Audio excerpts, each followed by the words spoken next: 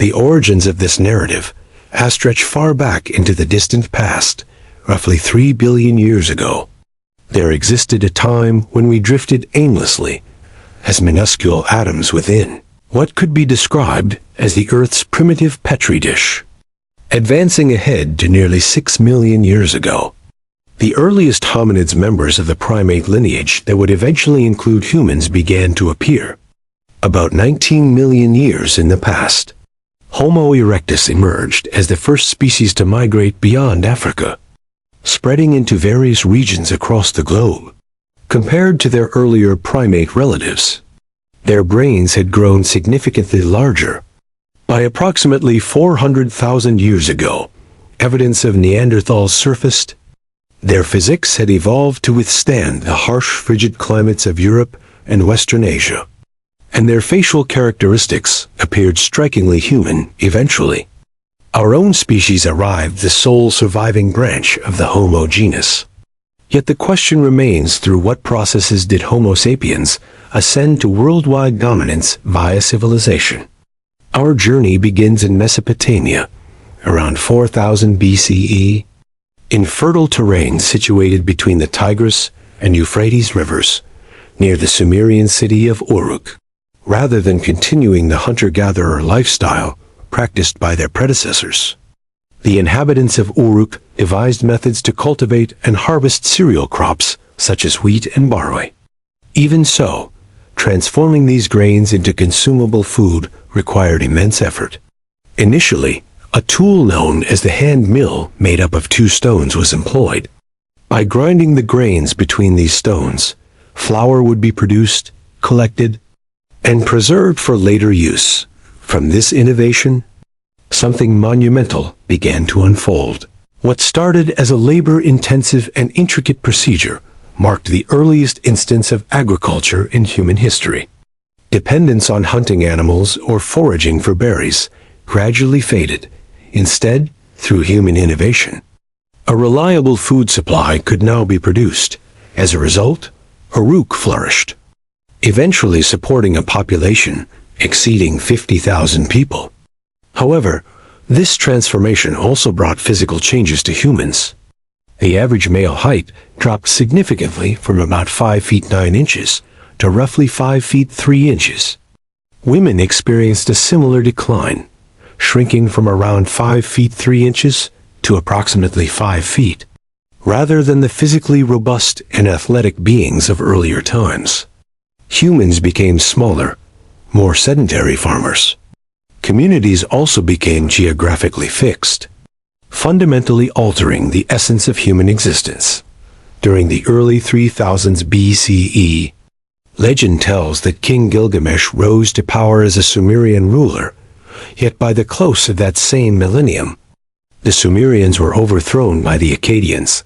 Sargon the Great seized control, uniting and conquering all of Sumer. Meanwhile, in the Indus Valley located in present-day Pakistan, another civilization was developing. Spanning from 3300 to 1300 BCE, the Indus Valley civilization stood out for its remarkably sophisticated sanitation systems. Toilets were constructed with seats, connected to chutes that fed into underground drainage networks. Wastewater was transported away from homes through covered channels, minimizing the spread of disease. Beyond the city boundaries, waste was treated and disposed of, ensuring urban areas remained clean and sanitary. In contrast, ancient Egyptians were far more preoccupied with constructing pyramids than with developing advanced plumbing. This focus stemmed from their religious beliefs. It was thought that upon a pharaoh's death, his spirit would continue to exist in the afterlife, where he would rule eternally and receive worship from the living within these pyramids. The pharaoh's body underwent careful mummification, a preservation process intended to safeguard the physical form and support the soul's journey into the afterlife. The pyramids were also stocked with treasures and offerings, meant to provide everything the pharaoh would require beyond death. For every pharaoh, achieving immortality was essential. Success in the afterlife and eternal reverence were their ultimate goals. For this reason, constructing a pyramid as a final resting place became a top priority among Egyptian rulers. This tradition began with Pharaoh Djoser 2667-2648 BCE, who commissioned the step pyramid at Saqqara. He was followed by Sneferu 2613-2589 BCE, who built multiple pyramids, including the Bent Pyramid and the Red Pyramid later. Pharaoh Khufu 2589-2566 BCE oversaw the construction of the Great Pyramid of Giza, a monumental project that required 2 decades of intense labor and continues to captivate the world today. Khufu was succeeded by Pharaohs Kheper and Menkaure, who constructed the slightly smaller second and third pyramids at Giza. Meanwhile, around 2100 BCE in China, the first dynasty began to take shape, much like Mesopotamian societies. The Chinese relied heavily on agriculture, cultivating crops such as rice, wheat, and barley. According to legend, however, the Yellow River frequently overflowed. These devastating floods destroyed crops, resulting in widespread famine and hardship. Yet hope emerged in the figure of Yu the Great. Deeply troubled by the recurring disasters, Yu dedicated himself to solving the problem, traveling tirelessly along the river by constructing levees and dikes. He managed to redirect water flow and regulate the river system. After 13 years of relentless effort, the floods were finally brought under control. The land was spared from further destruction, and the people rejoiced, honoring Yu as a hero. This achievement marked the founding of China's first dynasty, the Shah dynasty. Although historians debate the accuracy of this account, its underlying principle remains significant authority should be granted based on merit. The notion that those who prove themselves worthy should hold power would influence societies for generations and inspire the formation of early Chinese governance. Returning to Mesopotamia, around 1772 BCE, a Babylonian ruler named King Hammurabi established one of the earliest known legal systems. He commissioned a large stone slab standing 7 feet tall and 2 feet wide, upon which 282 laws were inscribed for all citizens to obey. Among these laws were the following Law 1. If a man accuses another of murder, but cannot provide proof, the accuser shall be executed. Law 196.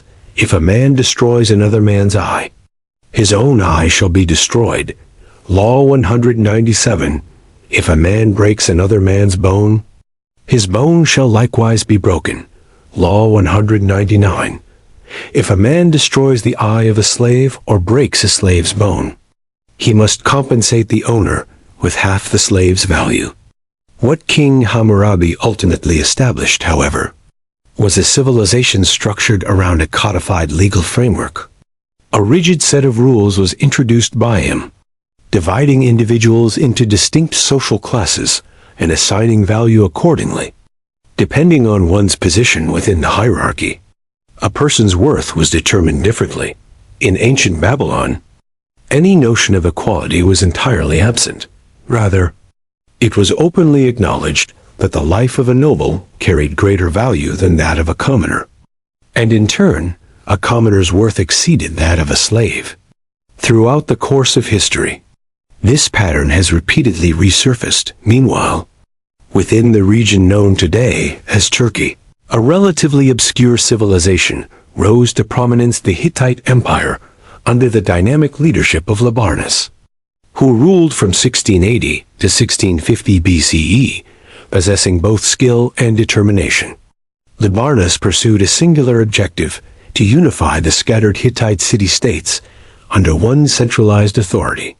From one city to another, campaigns were led by him, conquering nearby territories, while simultaneously forming strategic alliances with local rulers. Through calculated diplomacy, the loyalty and support of the people were gradually secured.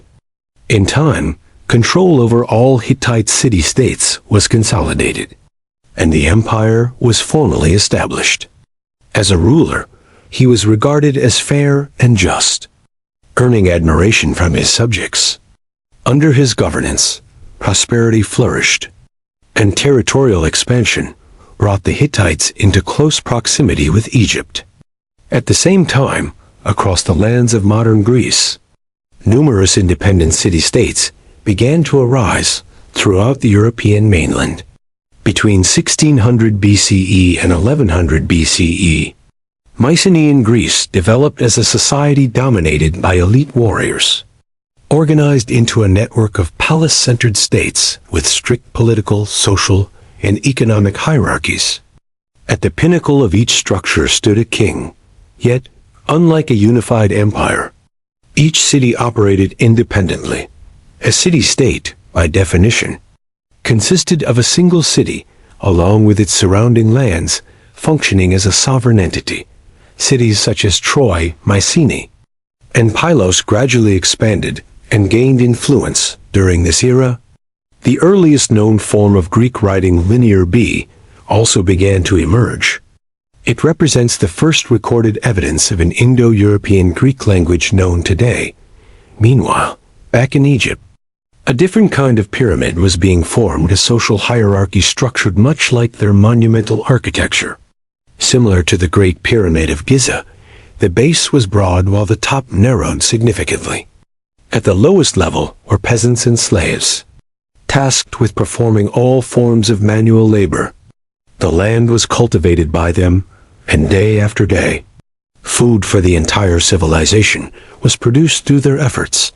When agricultural seasons came to an end, their labor shifted toward the massive construction projects commissioned by the pharaoh, most notably the pyramids themselves.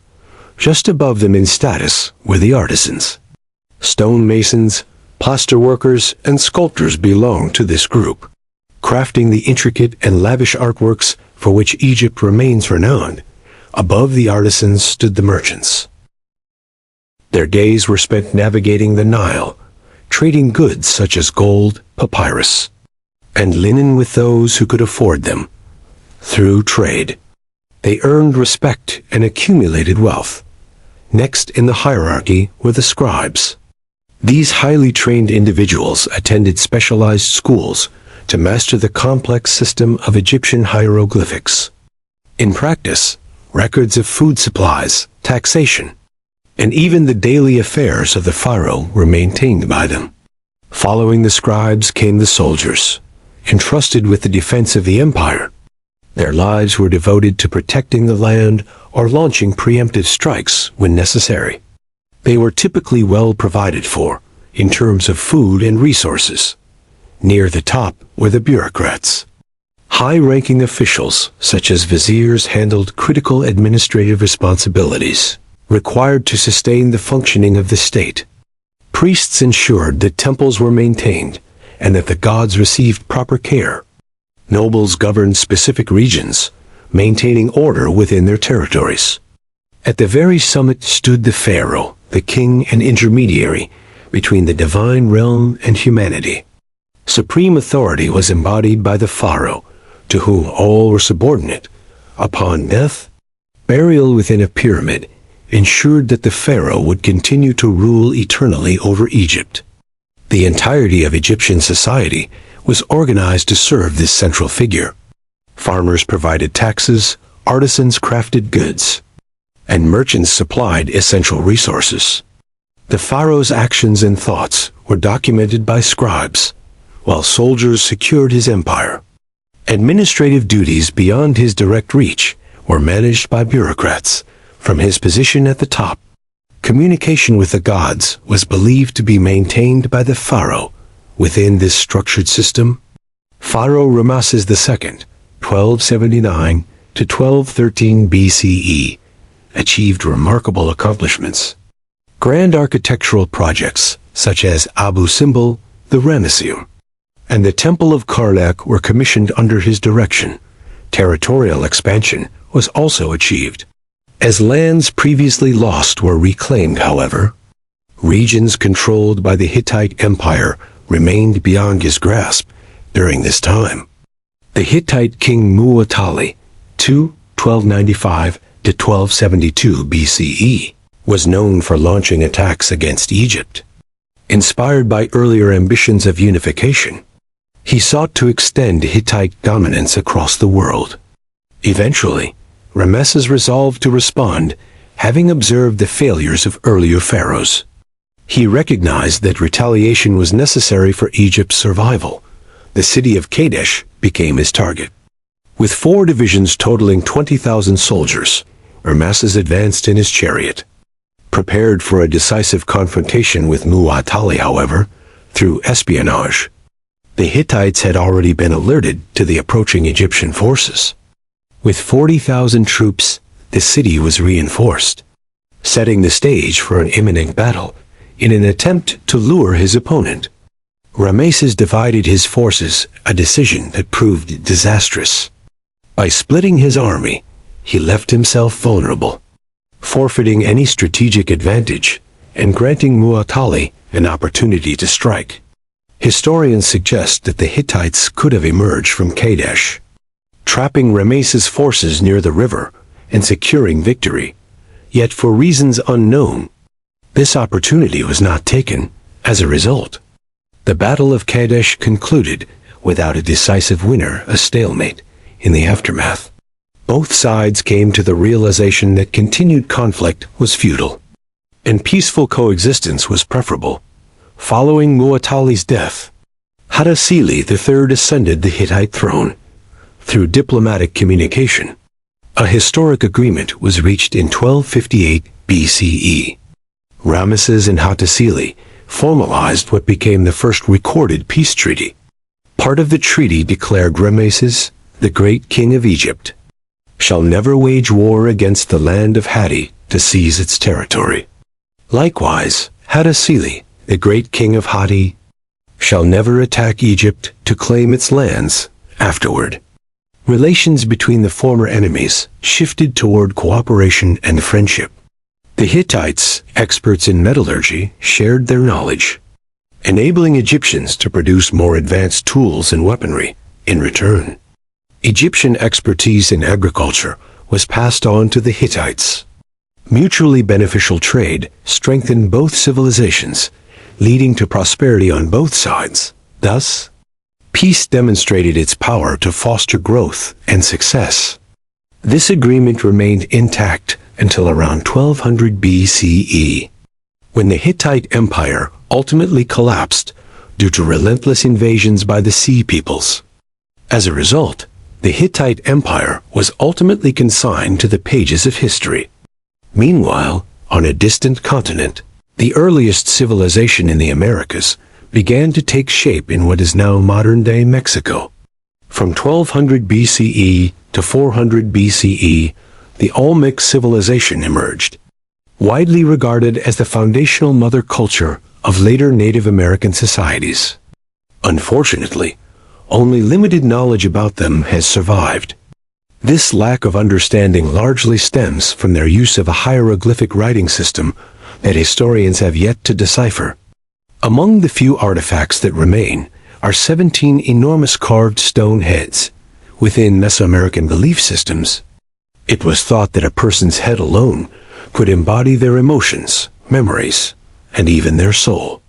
Although the names of their rulers remain unknown, unlike figures such as Ramesses or Hammurabi, their legacy persists.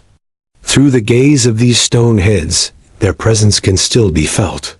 And in a sense, they continue to live on. Immortalized in history, perhaps one day, their identities will finally be uncovered. At the same time in the East, China witnessed the rise of the Zhou dynasty, which ruled from 1046 to 256 BCE and steadily expanded its influence. Power was seized by the Zhou following the decline and failures of the Shang dynasty. Guided by a belief known as the Mandate of Heaven, from this concept, 4 fundamental principles of Chinese dynastic rule were established and repeatedly reinforced. First, the authority to govern was granted to the emperor by heaven. Second, because only one heaven exists, only one emperor could rule at any given time. Third, the moral virtue of the emperor determined his legitimacy. Fourth, no dynasty possessed an eternal right to rule. Should a ruler fail, the mandate of heaven could be withdrawn, as divine favor was never guaranteed. Over time, power would inevitably shift, giving rise to new dynasties. Natural disasters such as droughts, famines, floods, and earthquakes were interpreted as signs that heaven's blessing had been lost. It was through this reasoning that the Shang dynasty fell and the Zhou rose to dominance. With their rule, a new political system was introduced: feudalism. This structure was relatively simple, yet it formed another hierarchical social order. At the base were the peasants, bound to the land and responsible for producing crops to sustain the empire. Above them stood the soldiers, whose duty was to defend against external threats. Next came the lords, who controlled the land and collected a portion of the peasants' harvest as tax, passing a share of it on to the king. At the top sat the king, who governed the entire empire and accumulated wealth from these contributions. In this system, labor was carried out by the masses, while profits flowed upward to the ruler. One might wonder why people accepted such a life of endless farming. Two primary reasons can explain this reality. First, necessity demanded it. Feeding both families and entire empires required large numbers of people. Second, philosophy played a crucial role toward the later period of the Zhou dynasty. Eastern philosophical traditions began to take form. Confucius developed a system of thought known as Confucianism, emphasizing respect, loyalty, and responsibility within all human relationships.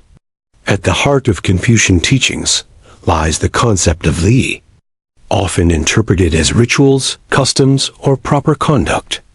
This principle encompasses both formal and informal social behaviors that guide interactions within society. Through li, order and harmony were believed to be maintained. Meanwhile, Laozi introduced another philosophical path known as Taoism. The term Tao translates to the way or the path, reflecting the belief that individuals should align themselves with the natural flow of the universe rather than resist it.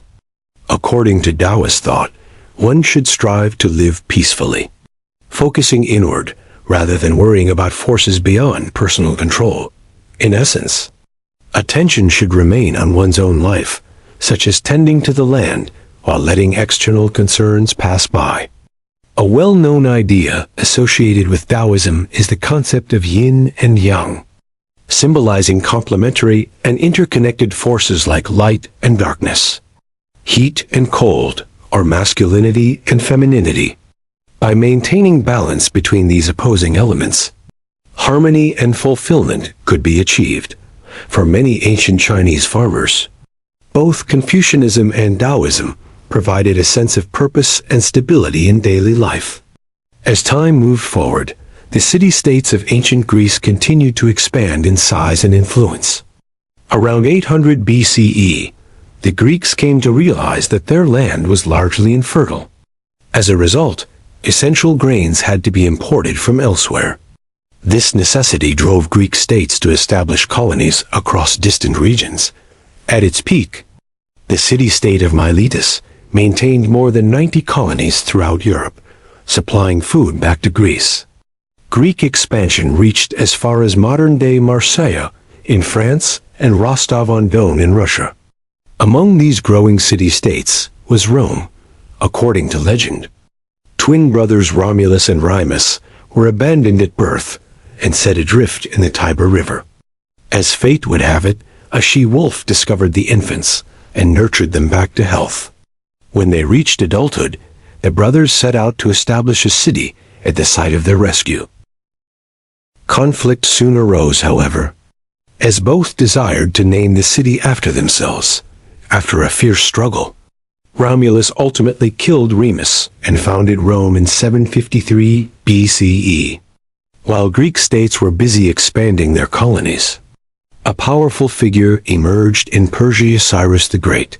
At that time, the Persians were under the control of the Median Empire. Legend tells that upon the birth of his grandson Cyrus, King Astyages dreamed that the child would one day overthrow him. Fearing this prophecy, Astyages ordered the infant's death.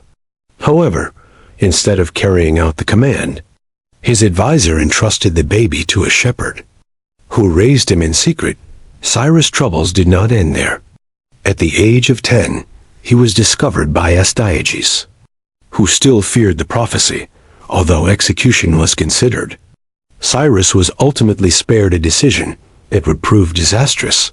In adulthood, Cyrus gathered an army and led a rebellion against his grandfather. As foretold, Astyages was defeated and surrendered in 550 BCE. Yet Cyrus' ambitions did not stop there. Babylon was conquered by him, and he rose to become the supreme ruler over Mesopotamia and even the Indus Valley region. With vast territories under his control, the world seemed within his grasp. He then expanded into the Greek region of Ionia in Asia Minor, solidifying the Persian Empire. Upon his death, power passed on to the next great ruler, Darius the Great. Back in Greece, several city-states continued to rise, though two stood above the rest: Sparta and Athens. Sparta developed into a formidable military society. The Spartans believed that physical strength in warfare should define every aspect of life. Newborns deemed unfit were killed, as only the strongest were allowed to survive. From a young age, boys were taken from their families and trained to become warriors. Their upbringing involved harsh conditions, intense physical training, and mastery of weapons. In Sparta, life revolved entirely around warfare. The structure of their society reflected this focus, consisting of three main groups. At the top were the ruling aristocrats, who held political authority. Below them were free non-citizens, who lacked political rights but were still expected to serve militarily. At the bottom were the helots, enslaved individuals who provided labor for the state. Spartan life was defined by discipline, hardship, and a relentless focus on combat. Meanwhile, to the north, Athens was experimenting with a radically different system: democracy. Athenian democracy, however, was complex and often chaotic. It consisted of two main institutions: a Council of 500 and the Assembly. Members of the Council of 500 were selected through a random process known as sortition. Athens was divided into 10 tribes, each responsible for supplying 50 citizens annually to serve on the council. Eligible individuals were assigned tokens, which were then placed into a device called the Clariturion. This machine, now lost to history, used a system of slots and mechanisms to randomly select council members within the assembly. Every eligible citizen had the right to vote, however. Citizenship was limited to free men who were either born in Athens or had Athenian parents. The Council of 500 prepared the agenda, which was then presented to the assembly for decision-making. At times, more than 30,000 citizens could participate in the voting process. Chaos had completely taken over the system. To bring order back into the situation, 9 presiding officials were selected by the council on the very morning of each meeting. Ensuring that procedures and regulations were properly followed became the responsibility assigned to them. Because their appointment occurred just before the assembly convened, bribery was nearly impossible to carry out. Even so, decisions within the assembly were made through loud, collective voting. Matters such as the selection of generals, the passing of laws, and other governmental affairs were determined in this way. Yet, not everyone approved of this democratic experiment in Athens. The renowned philosopher Plato regarded such a system as deeply flawed and uncivilized.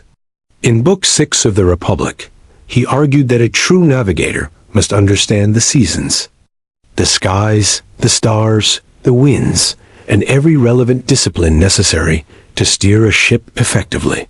From this perspective, he questioned whether such expertise could ever be acquired randomly, suggesting that navigation was a specialized art. So, how much knowledge could an average, randomly chosen council member truly possess? To what extent could such an individual meaningfully contribute to society? Should authority really be placed in the hands of someone selected by chance, rather than trusting randomness? Plato supported the concept of a philosopher king. In his view, a ruler should be someone devoted to the pursuit of wisdom, logic, and rational thought. Such a person would dedicate their life to understanding justice and governing with insight. This individual, in essence, would act as the true guide and navigator of wisdom. Plato famously stated that the ideal society he envisioned could never become reality unless philosophers became rulers, or rulers genuinely embraced philosophy. He believed that the troubles of both states and humanity would persist until political power and philosophical wisdom were united. However, one major flaw exists within this idea. Every ruler tends to believe they embody the philosopher-king ideal. Each leader assumes their own thinking is superior. Everyone believes their perspective represents the highest form of wisdom. From Yu the Great in China, to Labarnas of the Hittite Empire, to Siddhartha Gautama in the Indian kingdom of Magadha, this pattern can be observed. Meanwhile, in the nearby Indian kingdom of Magadha, around 500 BCE, a prince named Siddhartha Gautama lived a life of luxury within palace walls. Inside this sheltered environment, every imaginable desire was fulfilled. Jewels, riches, and the finest possessions were readily available to him. Within the palace, his world resembled a perfect utopia, untouched by hardship or need. Yet everything changed when he stepped beyond its boundaries for the first time. As Siddhartha ventured outside, he encountered a harsh and unfamiliar reality before his eyes. An elderly man lay dying in the street. In that moment, he realized that human existence was not defined by perfection or beauty. Instead, it was shaped by suffering and mortality. As Gilgamesh had once come to understand, death is an unavoidable part of life. Moved by this realization, Siddhartha abandoned his life of privilege and set out in search of truth and enlightenment. Years were spent studying under spiritual teachers and practicing meditation.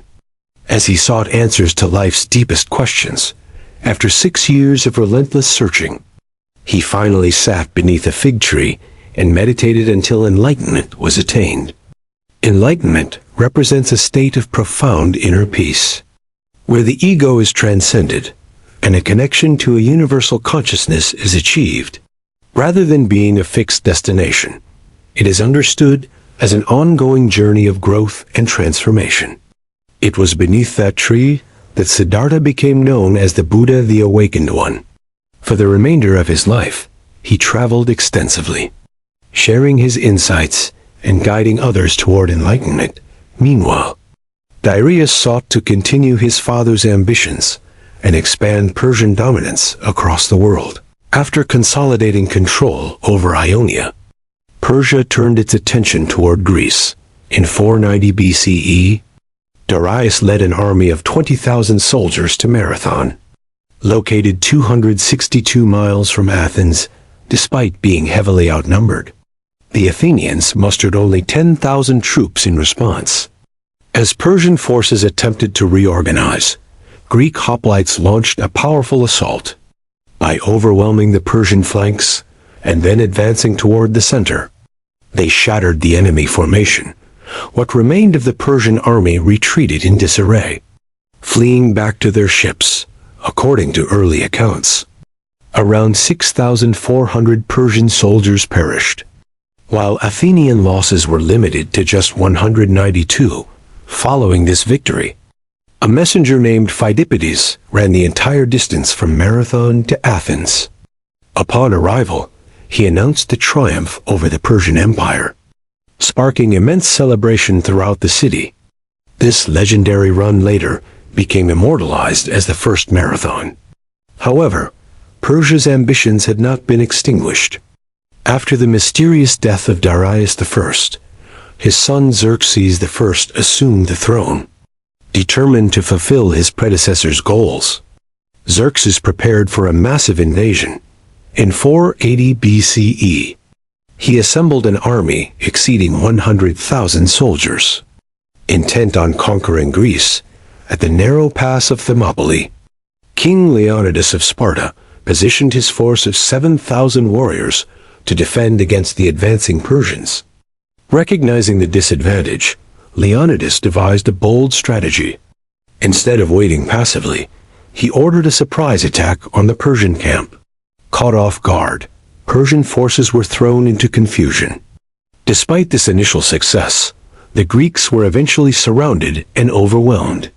Attacks from multiple directions broke through their defenses. Though Leonidas and his men fought bravely, defeat was inevitable.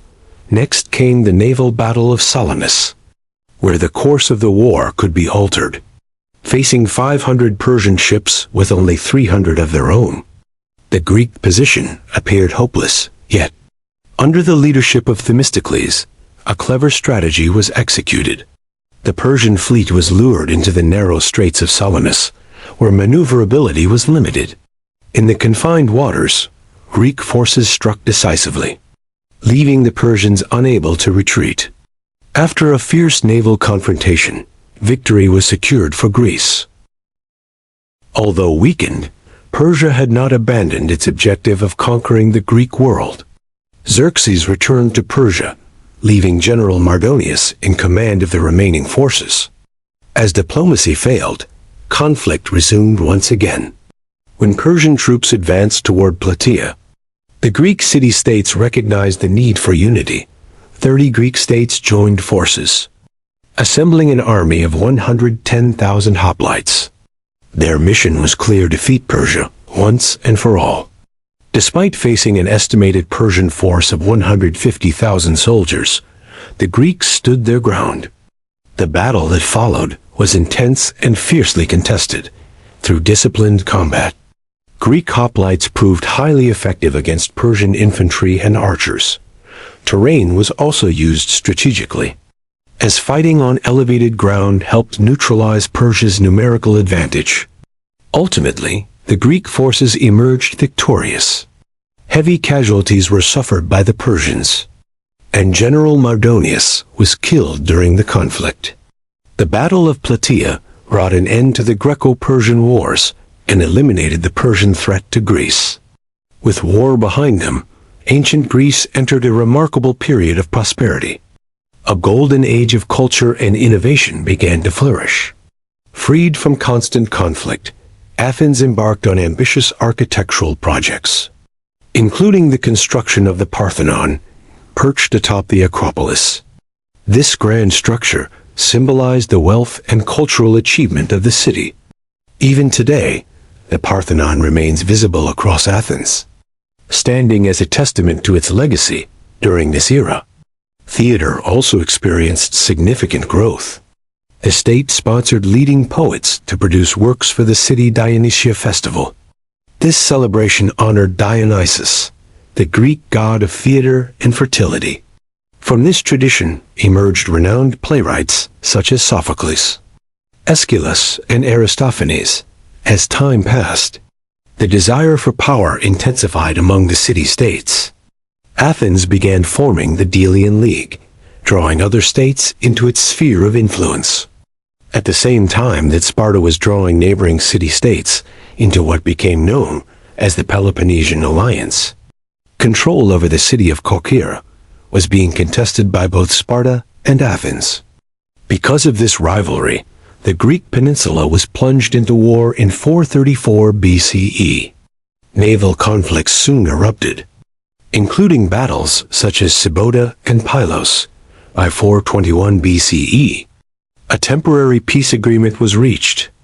However, that truce proved to be short-lived, as Athens soon shifted its focus toward Sicily. At first, the Athenian campaign progressed successfully.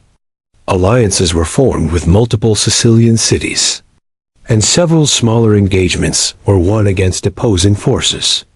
Yet the situation changed dramatically when Alcibiades, one of history's most brilliant naval commanders, was summoned back to Athens to answer charges of sacrilege. Without his leadership, the Athenian fleet was left vulnerable in his absence. The entire expedition began to fall apart. The city of Syracuse, well fortified and prepared, resisted Athenian attempts at conquest. Meanwhile, reinforcements arrived from Sparta, which recognized an opportunity to weaken its long-standing rival. Shortages of supplies and the outbreak of disease further weakened the Athenian forces. At the same time, the Syracusans launched coordinated ambushes and surprise attacks. After months of exhausting conflict, the Athenian navy was ultimately destroyed in a decisive defeat. Thousands of soldiers were killed, while many others were captured and enslaved. Roughly 10 years later, Athens itself fell to Sparta. With that, the legendary era of ancient Greece came to an end. Both major powers, Athens and Sparta, were left severely weakened, never regaining their former dominance. The stage was now set for a new kind of ruler, a philosopher king, to rise and reshape the world. Meanwhile, in the East, the Zhou dynasty's long-held mandate of heaven was coming to an end. After nearly 800 years of rule, it was believed that the heavens had withdrawn their support. This ushered in the Warring States period, lasting from 474 to 221 BCE. During this era, a thinker named Han Fizi introduced a new philosophical system known as legalism, according to legalist beliefs. Human beings are naturally self-interested and driven by personal gain. Therefore, order in society could only be maintained through strict systems of rewards and punishments that were consistently enforced. From this perspective, Han Fizi argued that stability required a powerful ruler capable of enforcing laws and disciplining wrongdoing. He further maintained that the ruler should exercise complete authority over the military, economy, and all aspects of society. Meanwhile, in the Oaxaca region of present-day Mexico, the Zapotec civilization began to thrive. Their capital, Monte Alban, was constructed atop a mountain, overlooking the Oaxaca Valley below. From this elevated position, a ruling elite governed a structured society composed of artisans in the middle class and farmers in the lower class. The Zapotec people became known for their advanced agricultural techniques, including the cultivation of maize and other crops that sustained them during times of drought and environmental hardship. In addition, they developed an early writing system that combined symbols and glyphs to communicate ideas and language. A sophisticated calendar system was also created, based on both a 260-day ritual cycle and a 365-day solar year. Back in Greece, in 356 BC, a child was born in the city of Pella, in the kingdom of Macedon, Alexander the Great, destined to become one of history's most formidable commanders. As the son of King Philip II and Queen Olympia, he was raised with the expectation of leadership. Yet it was his teacher who truly set him apart. From a young age, Alexander was educated by Aristotle. Known as the father of logic, Aristotle pioneered fields such as biology and classification, while also introducing the scientific method, a system still taught in schools today. His extensive writings on philosophy, ethics, and art reshaped intellectual thought for generations. This was the man entrusted with shaping Alexander's mind. When Alexander was just 20 years old, his father was assassinated. Armed with his exceptional education, he assumed control and set out to expand his empire. After taking power in 336 BC, he was determined to preserve and strengthen his family's legacy. When the Greek city of Thebes revolted, Alexander responded swiftly, marching 240 miles in just 14 days. When surrender was refused, the city was completely destroyed. Approximately 6,000 inhabitants were killed, and the survivors were sold into slavery. Fear spread rapidly among the remaining Greek city-states. Allowing Alexander to assert control without resistance, his next objective became Persia, ruled at the time by King Darius III in 333 BCE. The two forces clashed at the Battle of Issus. During this encounter, Darius III was defeated and forced to flee. Alexander then captured several strategic cities, including the vital port of Tyre, which had initially resisted his siege. In 331 BCE, the two armies met again at the Battle of Gaugamela, near the Tigris River in modern-day Iraq. Despite being outnumbered, Alexander secured a decisive victory through superior tactics and nobility. The Persian forces were shattered, and Darius III once again fled the battlefield. Following this victory, Alexander seized Babylon and gained control over much of Mesopotamia. His campaign continued eastward, with victories across regions that are now Iran and Afghanistan. In 330 BCE, he captured Persepolis, a city renowned for its wealth and cultural importance. Yet his ambitions extended even further. Determined to push east, he crossed the Hindu Kush Mountains into India. However, after years of relentless warfare, his troops grew exhausted and refused to continue. As a result, Alexander was forced to turn back. Following his retreat from India, a new power rose in the region, the Mauryan Empire. At its height, this empire encompassed much of present-day India, Pakistan, Bangladesh, and Afghanistan. However, its expansion came at a great personal cost to its ruler, Ashoka the Great. In 261 BCE, after the death of his parents, Ashoka sought to expand his empire further. His focus turned to the kingdom of Kalinga. The war that followed was brutal and devastating. Over 100,000 lives were lost in the conflict. The aftermath left Ashoka deeply troubled and unable to find peace. Struggling with the consequences of such destruction, he turned to the teachings of the Buddha. Under his rule, the Mauryan Empire became a center for the promotion of Buddhism and nonviolence. Ashoka issued edicts carved into rocks and pillars throughout his empire, advocating for compassion, religious tolerance, and the abolition of slavery. In contrast, such ideals were not widely embraced in the West, particularly by figures like Alexander. In Western culture, dying in battle was considered honorable, and a heroic death ensured lasting remembrance. Meanwhile, the life of an ordinary farmer often passed unnoticed. A few years later, Alexander himself died in Babylon at the age of 32. Throughout his conquests, he spread Greek ideas influenced by his teacher, helping to lay the foundations of Western culture. After his death, however, his empire proved unsustainable. His generals began to compete for control, each seeking power for themselves. Internal conflicts weakened the empire, leading to its fragmentation. By 323 BCE, following years of conflict, the empire was divided into three major regions. The Ptolemies ruled Egypt, the Seleucids controlled the east, and the Antigonids governed Greece. Under Ptolemy, Egypt entered a period of prosperity, inspired by Alexander. He established the Library of Alexandria, which became a major center of learning. Scholars from across the world gathered there to exchange ideas and knowledge. This intellectual environment helped preserve and promote the works of great thinkers such as Plato and Aristotle. Meanwhile, the Seleucid Empire, centered in Babylon, became a cultural crossroads where Greek, Persian, Indian, and Central Asian influences merged. Despite this diversity, Seleucid rulers favored Greek language and traditions. The empire reached its peak under King Antiochus III, 223 to 187 BCE. At its height, it stretched from modern-day Turkey to Pakistan, becoming one of the largest empires in history before Rome's rise. In contrast, the Antigonid dynasty experienced far less success.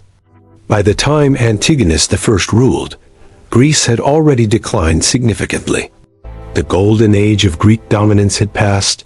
As these successor states weakened, a new power began to emerge, the Roman Empire. However, before Rome could dominate, it had to confront a formidable rival, Carthage. Both powers sought control over Messina, a strategic city on the island of Sicily. Control of this location would grant dominance over the Mediterranean. This rivalry sparked the First Punic War. After 20 years of conflict, Carthage was defeated in 241 BCE, leading to the Treaty of Lutatius. Peace, however, did not last. In 218 BCE, the Second Punic War began when the Carthaginian general Hannibal invaded Italy with an army that famously included war elephants. Hannibal achieved several early victories, including the famous Battle of Cannae in 216 BCE. Ultimately, however, he was defeated by the Roman general Scipio Africanus at the Battle of Zama in 202 BCE. The war ended with Carthage's complete defeat, forcing it to surrender its territories to Rome. With this victory, the Carthaginian Empire came to an end. At that point, Rome's dominance in the Western world was undeniable. Meanwhile, in the East, following the Warring States period, the Qin dynasty rose to absolute power under Qin Shi Huang. Between 221 BCE and 206 BCE, he sought to unify China into a single empire. The land was divided into 36 administrative regions, each governed by officials, including governors, military commanders, and inspectors. Strict adherence to Qin's authority was required, with severe punishments imposed for disobedience. These policies reflected the principles of legalism, strong centralized control, strict laws, and the belief in human selfishness. However, the Qin dynasty's rule was short-lived. After the death of Qin Shi Huang, unrest spread throughout China, paving the way for the rise of a new dynasty. From 206 to 195 BCE, a rebellion against the Qin was led by Liu Bang, and following that uprising, he was proclaimed the founding emperor of the Han dynasty. Rather than maintaining the harsh legalist doctrine associated with Qin rule, the empire was reshaped by Liu into a realm grounded in Confucian ideals. Across the land, principles such as balance, morality, and filial devotion were spread far and wide, gradually wrapping the dynasty in a strong and enduring foundation. As time moved forward during the Han era, silk production kept climbing steadily, while the pursuit of wealth occupied the thoughts of many because of this growing ambition. In 138 BCE, Emperor Wu of Han dispatched an official mission aimed at establishing connections with societies in Central Asia and regions near the Mediterranean. Once these trade routes were opened up, merchants from China began transporting silk along what would later be known as the Silk Road, reaching the Middle East and ultimately Europe, where it fetched impressive profits. At first, however, the journey remained limited in distance. In 97 BCE, an envoy named Gan Ying was sent westward toward Rome, carrying silk as diplomatic gifts. Yet his travels halted in Mesopotamia after he was misled by the Parthians, who controlled Iran at the time. They claimed that continuing the journey would take years. In reality, the distance was not nearly as daunting, but the Parthians deliberately spread false information to maintain their role as intermediaries. By doing so, they prevented direct contact between Rome and China, resulting in three dominant empires positioned side by side: Rome in the west, Parthia in the center, and China in the east. Meanwhile, by 86 BCE, Greece, already weakened after the campaigns of Alexander the Great, became vulnerable to Roman expansion. Under the command of General Lucius Cornelius Sulla, Roman legions advanced toward Athens. The city endured a prolonged siege lasting several months, during which its inhabitants suffered greatly. When Athens finally fell, Sulla ordered widespread looting and destruction, leading to the loss of numerous cultural treasures. This conquest firmly established Rome as a dominant superpower, shifting influence away from Athens and placing it squarely in Roman hands. Then, in 63 BCE, General Pompey was assigned the mission of seizing Jerusalem, along with the region of Galilee. Roman forces swiftly took control of these territories, bringing Galilee under Roman authority, including a modest settlement known as Nazareth. Still, Roman ambitions did not stop there. By 58 BCE, Julius Caesar had been appointed governor of Cisalpine Gaul in northern Italy, with a clear directive to conquer the remaining Gallic lands at that time. The Gauls' Celtic tribes spread across areas that are now France, Belgium, and parts of Switzerland, Germany. And Italy valued their independence deeply. To resist Roman domination, they united under the leadership of Vercingetorix in a desperate attempt to defend their homeland. In 52 BCE, as Caesar marched his forces toward Alesia, conflict became unavoidable. Alesia itself was heavily fortified, surrounded by walls and trenches, with additional defenses protecting the town inside. Vercingetorix had gathered a substantial force of Gallic warriors, while outside, Caesar commanded a large Roman army. Recognizing that a direct attack would be difficult, Caesar instead chose to encircle the city and cut off its supplies. He ordered the construction of elaborate defensive structures, including a wall that enclosed Alesia and another facing outward to block any external relief forces. Over the course of several exhausting weeks, both sides endured heavy casualties during the intense siege. Repeated attempts by the Gallic defenders to break through Roman lines were consistently repelled. The turning point came when a second Gallic army, led by Vercingetorix's ally Commius, arrived in an effort to lift the siege. In response, Caesar dispatched troops to intercept them. After a fierce and decisive clash, Roman forces prevailed. With no escape and starvation looming, Vercingetorix had no choice but to surrender. Emerging from Alesia, he offered himself to Caesar as a captive, marking the end of organized Gallic resistance. In the following 2 years, Caesar continued his campaigns across Gaul, bringing the region fully under Roman control and integrating its people into the empire, even granting them citizenship. Despite these victories, Caesar's growing influence caused unease within the Roman Senate. His success and rising popularity were viewed as threats, prompting the Senate to demand that he relinquish his command and disband his army or face being declared an enemy of the state.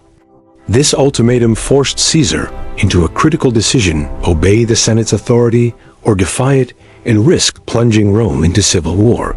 At that time, Roman law strictly forbade any general from crossing the Rubicon River into Italy with an active army unless explicit permission had been granted by the Senate. To cross it would amount to outright betrayal, and that seemingly insignificant river would end up exposing Caesar's true intentions while signaling a moment from which there was no turning back.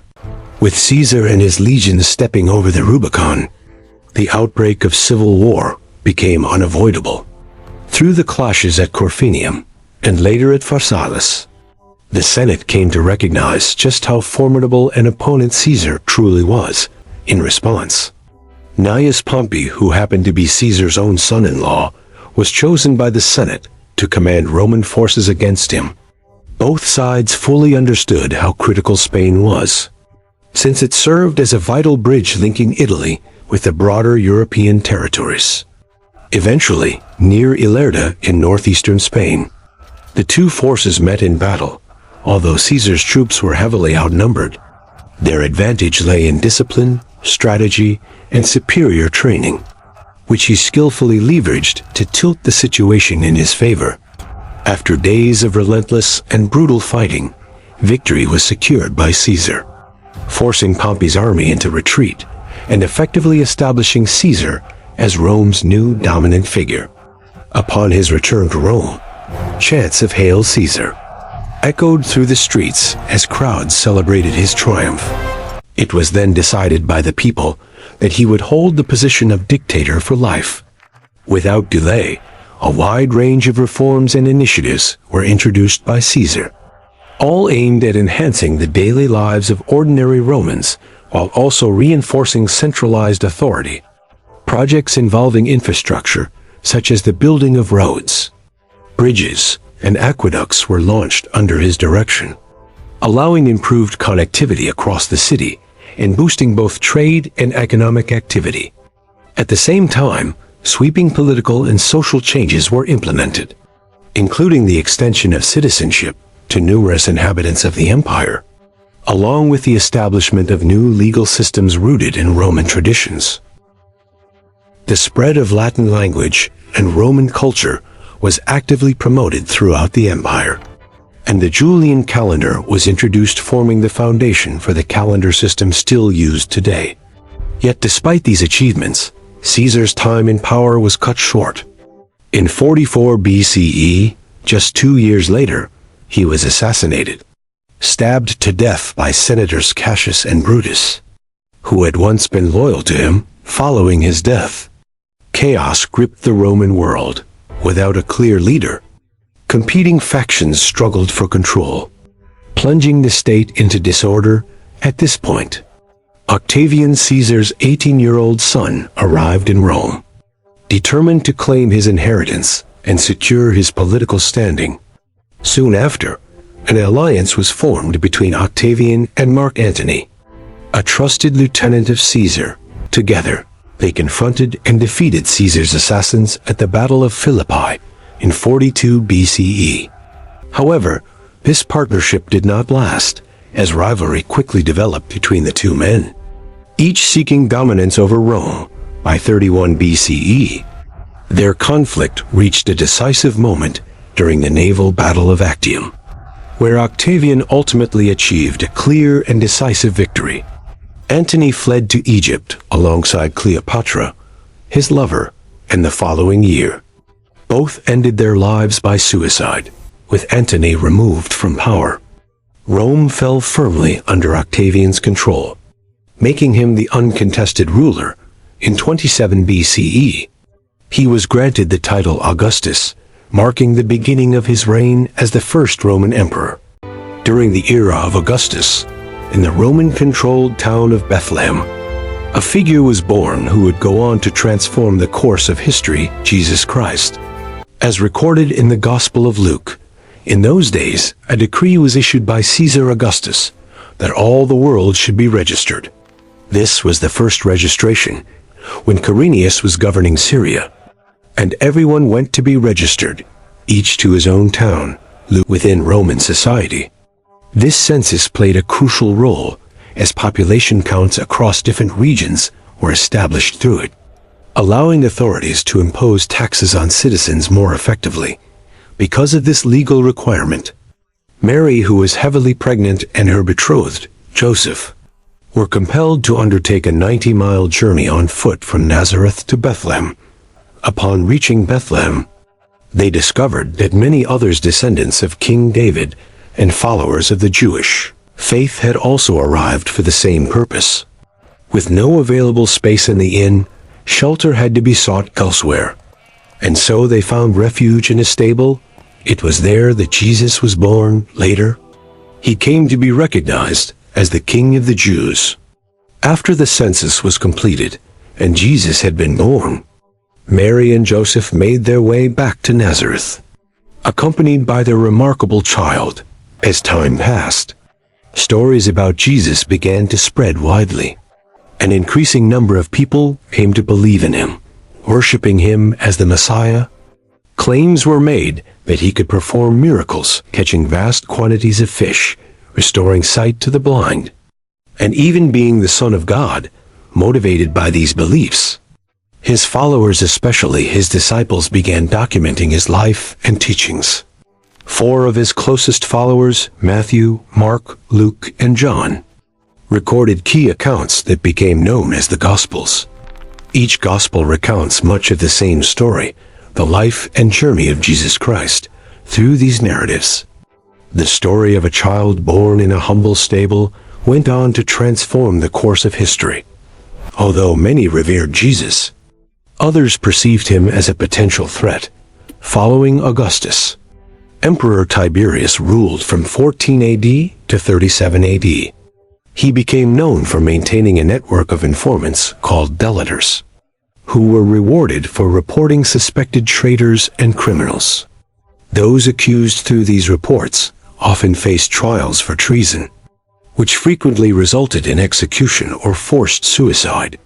At that time, Pontius Pilate, the Roman prefect of Judea, was already familiar with enforcing such harsh punishments. As Jesus' influence continued to grow, he was increasingly viewed as a political risk under the authority of Tiberius. Pilate found himself with little practical choice but to sentence Jesus to death by crucifixion.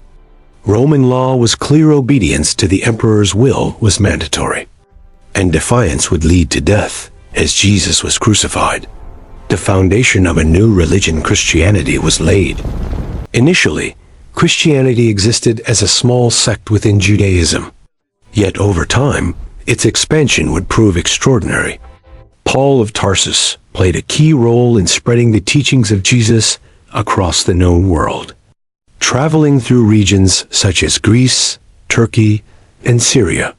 His missionary journeys are documented in the New Testament, specifically in the book of Acts. With each new destination, the number of followers continued to grow, however. This expansion also led to increased opposition.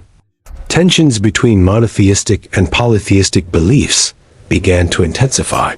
For many Romans, accepting a faith that rejected traditional gods like Mars and Jupiter became increasingly difficult. When the Great Fire of Rome broke out in July of 64 AD, Emperor Nero quickly placed the blame on Christians.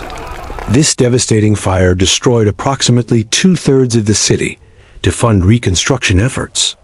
Nero imposed heavy taxes across the empire. At the same time, he increased the production of Roman currency, leading to inflation for the first time in the empire's history. Those living outside Rome itself grew dissatisfied with these new economic burdens. As a result, in 66 AD, a revolt erupted in Jerusalem. Initially, Jewish forces achieved success, driving out the unprepared Roman troops. Momentum grew as nearby regions, particularly in Galilee, joined the rebellion. In response, Emperor Nero dispatched General Vespasian to confront the uprising. Gradually, Roman forces pushed the rebels back into Jerusalem.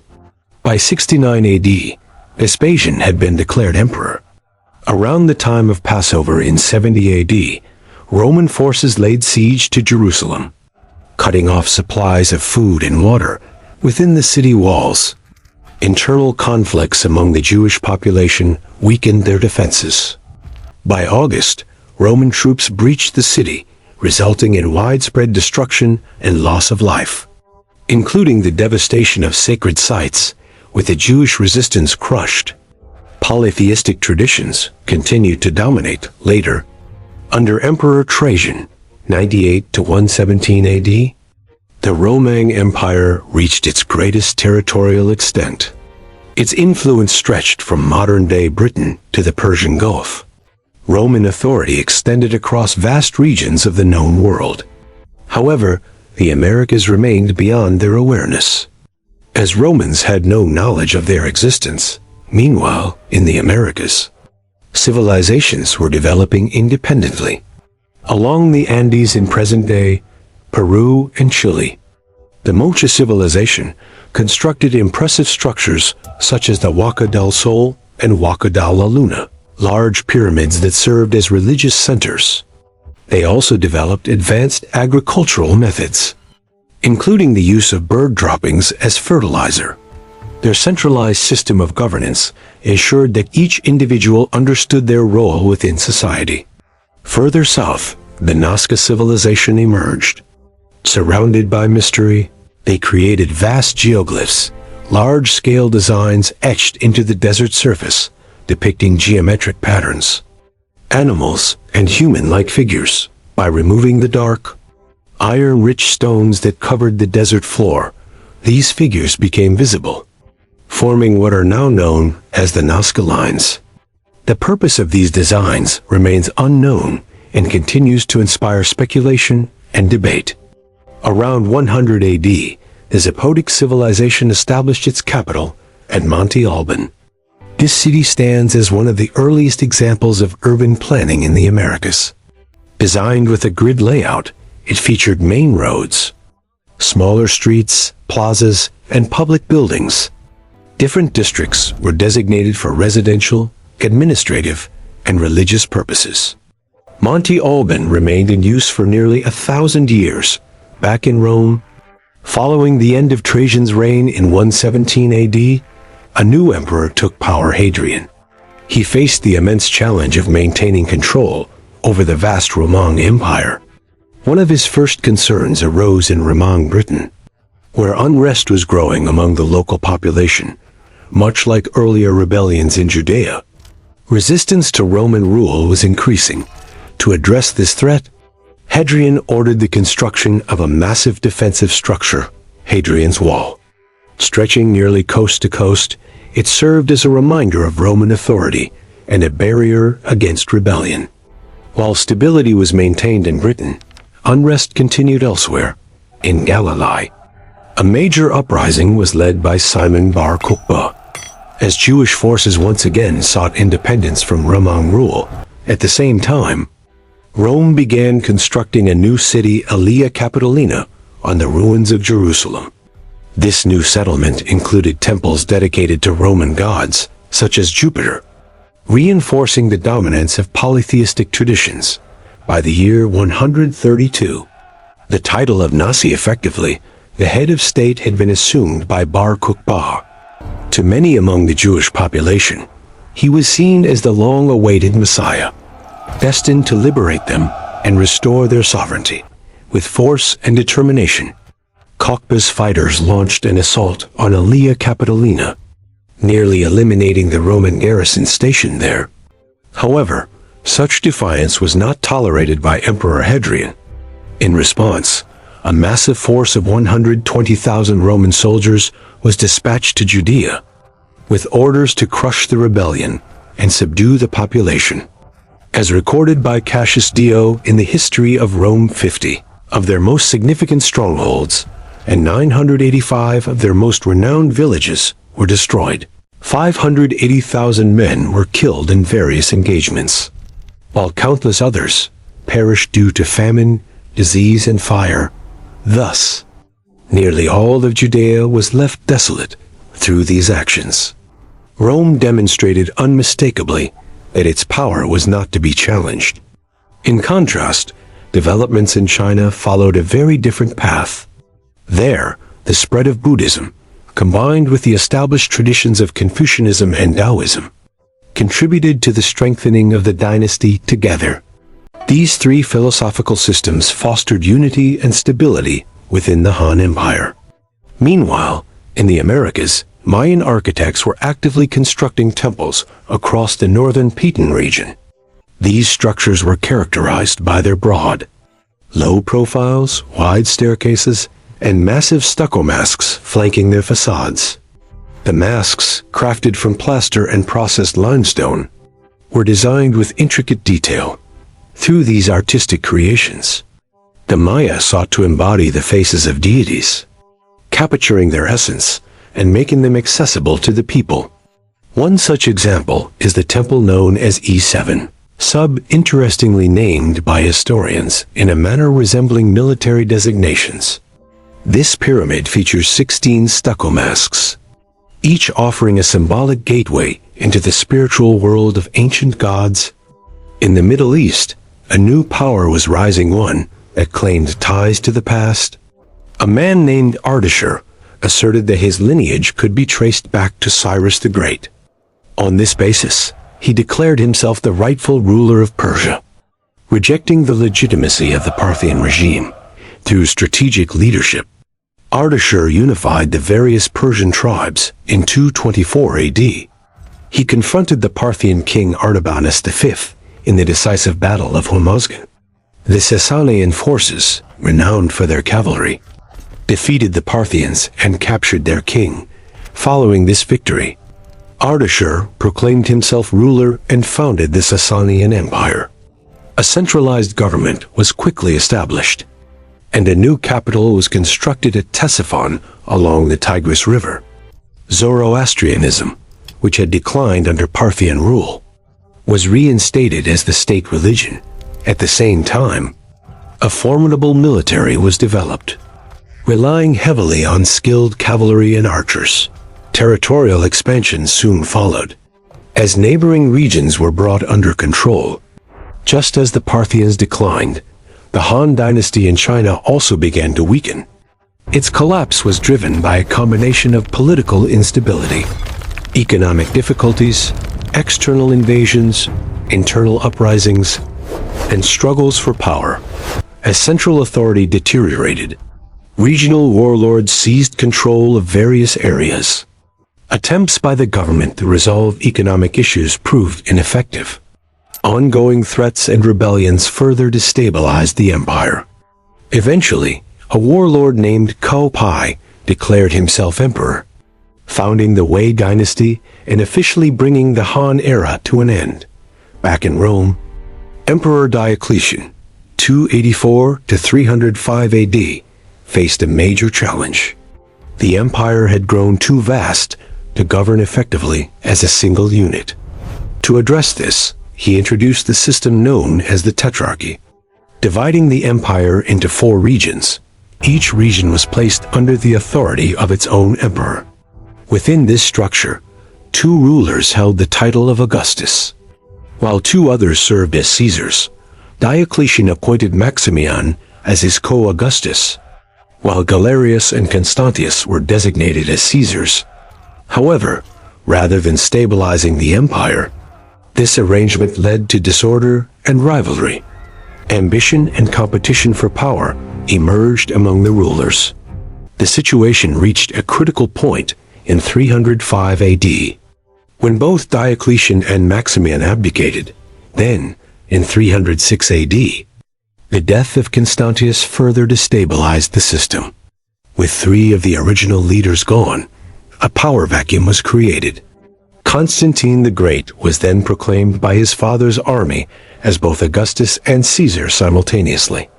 At the same time, Maxentius the son of Maximian believed he had been unjustly overlooked for the position of Caesar. In 307 AD, he took action, sending forces to compel Valerius Severus to surrender. By 308 AD, Galerius appointed Licinius to replace Severus. As a result, 2 rival rulers emerged in the western part of the empire: Constantine, who controlled Gaul and Britain, and Maxentius, who governed Italy and North Africa. Maxentius struggled to maintain his authority and faced growing opposition within Rome.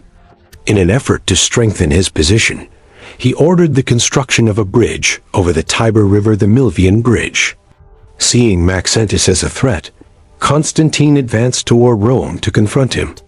As their armies approached one another near the Milvian Bridge, Constantine reportedly experienced a vision of a cross in the sky, accompanied by the words, "In this sign, conquer." Some accounts interpret this as a dream or hallucination, while others regard it as divine intervention. Regardless of its nature, Constantine viewed it as a sign that victory would be achieved under the symbol of the Christian cross. He instructed his soldiers to display this symbol on their shields and banners before entering battle. The ensuing conflict was fierce, with heavy casualties on both sides. Although Maxentius commanded a larger force, his troops were disorganized. Taking advantage of this, Constantine drove the opposing army back toward the river. During the chaotic retreat, Maxentius was forced off the bridge and drowned in the Tiber. After his victory, Constantine met Licinius in Mediolanum, modern Milan, to formalize political arrangements. Resulting in the Edict of Milan, this agreement granted control of the Eastern Empire to Licinius, while Constantine retained authority over the West.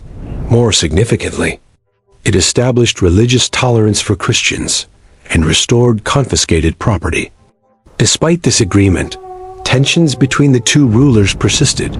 While Constantine supported Christianity, Licinius remained devoted to traditional pagan beliefs.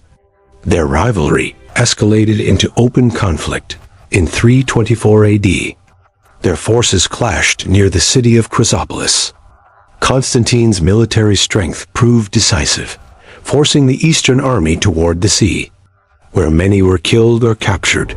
Following this victory, Constantine became the sole ruler of the Roman Empire. Licinius was executed, reportedly by hanging.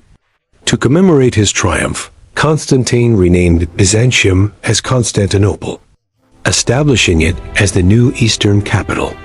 In 325 AD, he convened the First Council of Nicaea, where bishops formalized the Nicene Creed, affirming that Jesus Christ was begotten, not made, and of the same essence as the Father.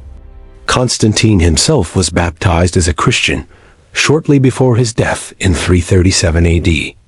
By 370 AD, a new and formidable force had emerged: the Huns.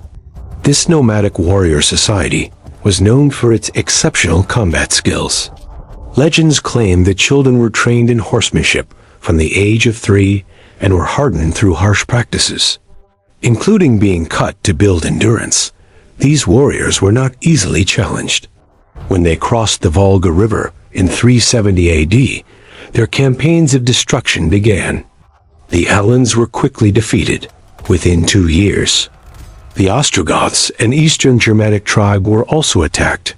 By 376 AD, the Visigoths were forced to seek refuge within Roman territory after suffering similar assaults. As their conquests expanded, the Huns gained a fearsome reputation as unstoppable invaders.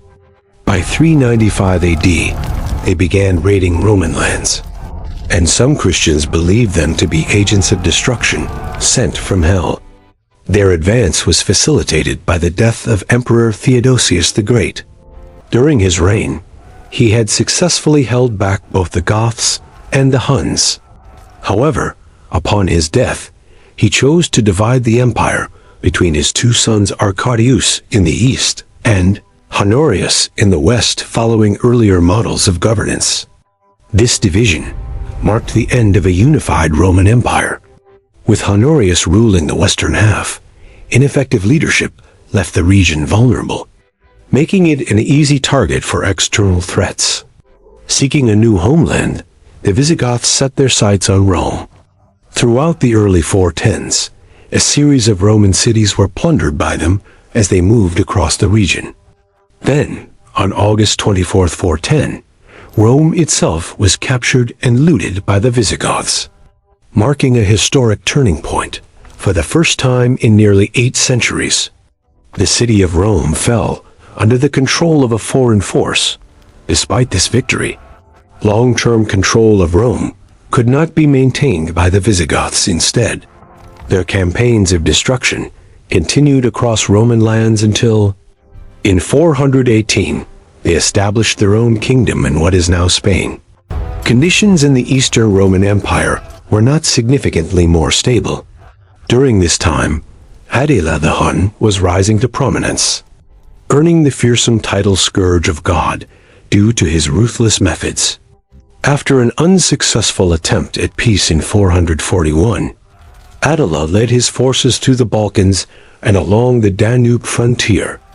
Although another treaty was agreed upon in 442, hostilities resumed in 443 as Attila once again advanced, devastating cities on his path toward Constantinople. However, the formidable walls of Constantinople prevented its capture. Instead, a new agreement was reached, in which Attila agreed to withdraw in exchange for an annual payment of 2,100 pounds of gold. This tribute represented an enormous sum. In 451, the Huns launched an invasion into Gaul, prompting former enemies, the Visigoths and Romans, to unite against them. According to legend, on the night before battle, Attila consulted sacrificial omens and foresaw heavy losses among his troops. The following day, this grim prediction came true. At the Battle of the Catalonian Plains, fierce combat resulted in tens of thousands of casualties, delivering Attila his first and only defeat. Nevertheless, the Huns did not retreat permanently. Instead, they marched into Italy, continuing their campaigns of destruction. In 452, as Rome came into view, Attila encountered Pope Leo I, who acted as a negotiator on behalf of the city. The exact details of their discussion remain unknown, however. Legend tells that visions of Saints Peter and Paul appeared to Attila, warning him of death if he refused to negotiate. Following this encounter, Attila withdrew from Italy and returned to the Hungarian plains. Whether this decision was influenced by fear of divine intervention, or by practical concerns such as disease and overstretched forces, remains uncertain. Despite this, the crisis in the Western Roman Empire persisted. By 476 AD, the young Emperor Romulus Augustulus struggled to maintain authority, as many questioned his legitimacy in response to unrest. The Eastern Roman Empire dispatched the Germanic general Odoacer along with his mercenaries. Their mission was to suppress a rebellion within the Roman army. However, rather than restoring order on behalf of the empire, Odoacer seized the opportunity to claim power for himself. He turned against Roman authority and deposed Romulus Augustulus, effectively ending the Western Roman Empire. Following this event, Odoacer was proclaimed King of Italy. Yet his rule proved short-lived. In 493, Theodoric the Great, leader of the Ostrogoths, entered Italy with the support of Eastern Emperor Zeno. Odoacer was defeated, and the Ostrogothic kingdom was established in his place, while Europe descended into what would later be called the Dark Ages. A different story unfolded in India under the Gupta Empire. This period became known for remarkable advancements in mathematics. Scholars such as Brahmagupta introduced the concept of zero, using it both as a placeholder and in solving equations at the same time. The astronomer Aryabhata calculated the Earth's circumference with impressive accuracy. Long before it became widely accepted, he demonstrated that the Earth is spherical. He also developed methods for determining the value of pi and calculating square roots. Among his most significant contributions was the concept of the asymptote, a line that approaches a curve without ever touching it. Meanwhile, in Europe, the Franks under King Clovis I were engaged in conflict with the Alemanni, another Germanic tribe. Tensions between the two groups had reached a breaking point. In 496 AD, at the Battle of Tolbiac, Clovis led his forces against the Alemanni in a struggle for dominance. As defeat loomed, Clovis reportedly turned to the Christian God, promising conversion if victory were granted. According to tradition, a sudden storm disrupted the battlefield, allowing the Franks to regroup and counterattack. The result was a decisive victory for Clovis. True to his vow, he converted to Christianity, strengthening its influence and laying the foundation for the Frankish kingdom. Although the Western Roman Empire had collapsed, the Eastern Empire continued to evolve. Many historians consider the Eastern Roman Empire, centered in Constantinople, to be a continuation of Rome. Under Emperor Justinian I, this eastern state entered a new phase often referred to as the Byzantine Empire. Debate continues over whether it should be seen as a continuation of Rome or a distinct entity. Under Justinian's leadership, territorial expansion resumed, reaching regions such as Italy, North Africa, and parts of Spain. He also commissioned the codification of Roman law into a unified legal system known as the Corpus Juris Civilis. This body of law later became the foundation for many modern European legal systems. In addition, Justinian oversaw the construction of the Hagia Sophia in Constantinople. This grand structure, adorned with intricate mosaics and marble, became a central place of worship for the Eastern Orthodox Church. At the same time, another influential figure emerged in the Arabian Peninsula. In the city of Mecca, a man named Muhammad was born into the Quraysh tribe. Orphaned at a young age, He was raised first by his grandfather and later by his uncle. As he matured, he became known as a merchant of integrity, earning the title Al-Amin, meaning the trustworthy. In 610, during a retreat to a cave on Mount Jabal al-Nur, Muhammad experienced a revelation. The angel Gabriel appeared and delivered the message: recite, in the name of your Lord who created man from a clot, recite, for your Lord is most generous. These words became the opening verses of Surah 96 of the Quran. Initially uncertain about how to share this message, Muhammad hesitated. Eventually, however, he began to gather followers. His teachings were met with ridicule by the pagan society of Mecca. When he rejected idol worship, opposition from Meccan leaders intensified. As hostility grew, Muhammad and his followers were forced to migrate to Medina, located about 260 miles away. In Medina, he played a key role in resolving conflicts and establishing a stable Muslim community. Nevertheless, this new community soon faced external threats.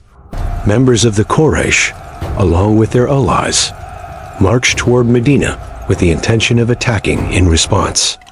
Muhammad devised a defensive strategy involving the construction of a trench around the city. This barrier made it extremely difficult for enemy forces to penetrate the defenses. For several weeks, repeated attempts were made by the Quraysh to break through.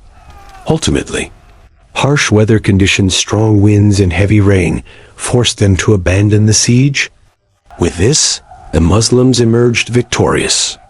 In the year 630, Mecca was entered by the Muslim army, and the city was taken with remarkably few casualties. Rather than seeking revenge, amnesty was granted by Muhammad to former enemies, leading to the widespread conversion of the Meccan population to Islam. By the time of his passing, the Arabian Peninsula had been successfully unified under the banner of Islam. Following his death, leadership of the Muslim community passed to a succession of rulers known as caliphs. Beginning with Abu Bakr, one of Muhammad's closest companions. Under their guidance, expansion continued. As new territories were conquered and the message of Islam spread across distant lands, initially, Abu Bakr focused his attention on the Byzantine-controlled regions of Syria, capturing key cities such as Damascus and Jerusalem. Then, in 636, Arab forces advanced into the Sasanian Empire, seizing its capital in 637 and bringing that empire to an end. From there, campaigns moved into Egypt, where after prolonged conflict, the Byzantine forces were defeated and Alexandria was captured in 642 AD, dealing a severe economic blow to Byzantium. By 716, Arab conquests had extended across North Africa, Carthage, and into Spain, forming a vast empire stretching from Lisbon to China. Once control over the Iberian Peninsula had been secured, raids were launched into the neighboring region of Francia, present-day France, in 732 AD. A major invasion was undertaken in an effort to expand further north. Led by Emir Abdul Rahman al-Ghafiqi, Arab forces quickly seized several cities, including Bordeaux and Tours. However, resistance was organized by Charles Martel, the Frankish military leader, who gathered a powerful army to confront them. What followed became a defining clash between Christianity and Islam, as both sides sought to preserve their beliefs, while the Arabs aimed to spread their faith. The Franks fought to defend theirs. On October 10, 732 AD, the two armies met near Tours. The battle raged for several days, with heavy losses sustained by both sides. In the end, victory was secured by Charles Martel and the Frankish forces, forcing the Arab army to retreat into Spain and halting further expansion. While warfare dominated the West, a different atmosphere prevailed in China under the Tang dynasty. During this period, religions such as Buddhism, Taoism, and Confucianism coexisted in relative harmony. Individuals were free to follow their own beliefs, leading to the construction of numerous temples and pagodas throughout the empire. At the same time, Chinese poetry reached a cultural peak. Renowned poets such as Li Po and Du Fu produced works that would later become cornerstones of Chinese literature. One of Li Po's most famous poems, Zazen on Qing Ting Mountain, translated by Sam Hamill, reads, "The birds have vanished down the sky. Now the last cloud drains away, we sit together, the mountain and me, until only the mountain remains." Meanwhile, in Europe, Charlemagne, also known as Charles the Great, rose to power as King of the Franks in 768. Through a series of successful military campaigns, he expanded his empire across much of Western Europe, including regions that are now France, Germany, Italy, and Spain. A devout Christian, he also worked actively to spread Christianity throughout his territories. In 785, Harun al-Rashid became caliph, choosing to prioritize intellectual and scientific advancement rather than conquest. In Baghdad, he established the House of Wisdom, a center for learning and research that attracted scholars from across the world. These scholars translated ancient texts and contributed to developments in fields such as algebra, chemistry, sociology, and even the concept of infinity. In contrast, the Vikings pursued a very different path, originating from Scandinavia.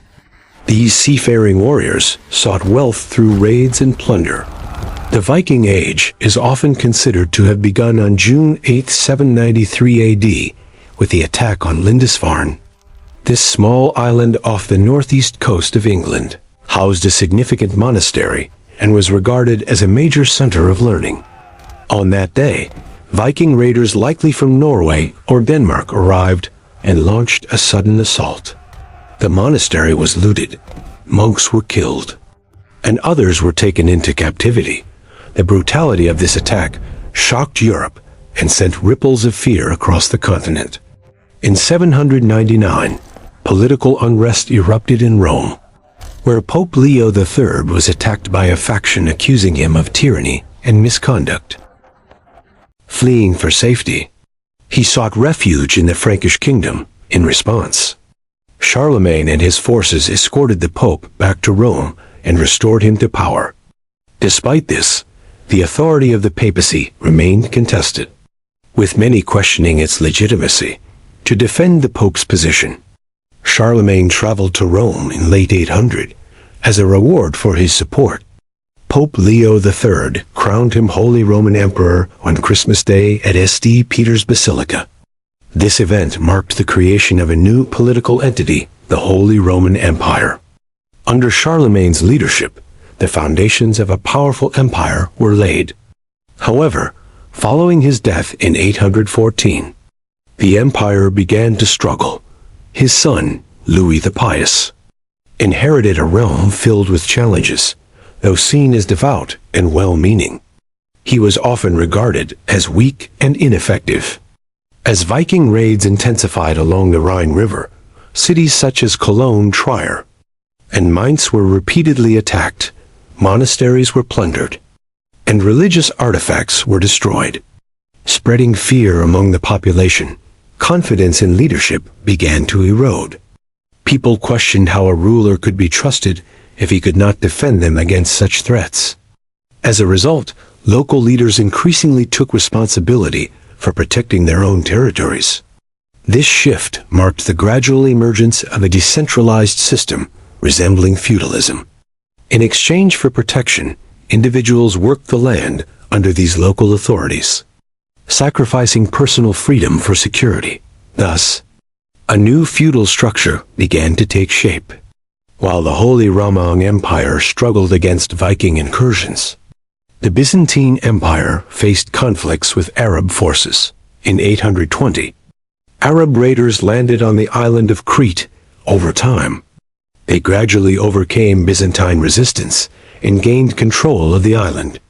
By 827, the conquest was complete, and Crete became part of the Arab Empire. Similar patterns of conquest were later seen in regions such as Sicily and Sardinia. In 827, Sicily was reached by a massive Arab fleet, and control over much of the island was swiftly secured by their forces.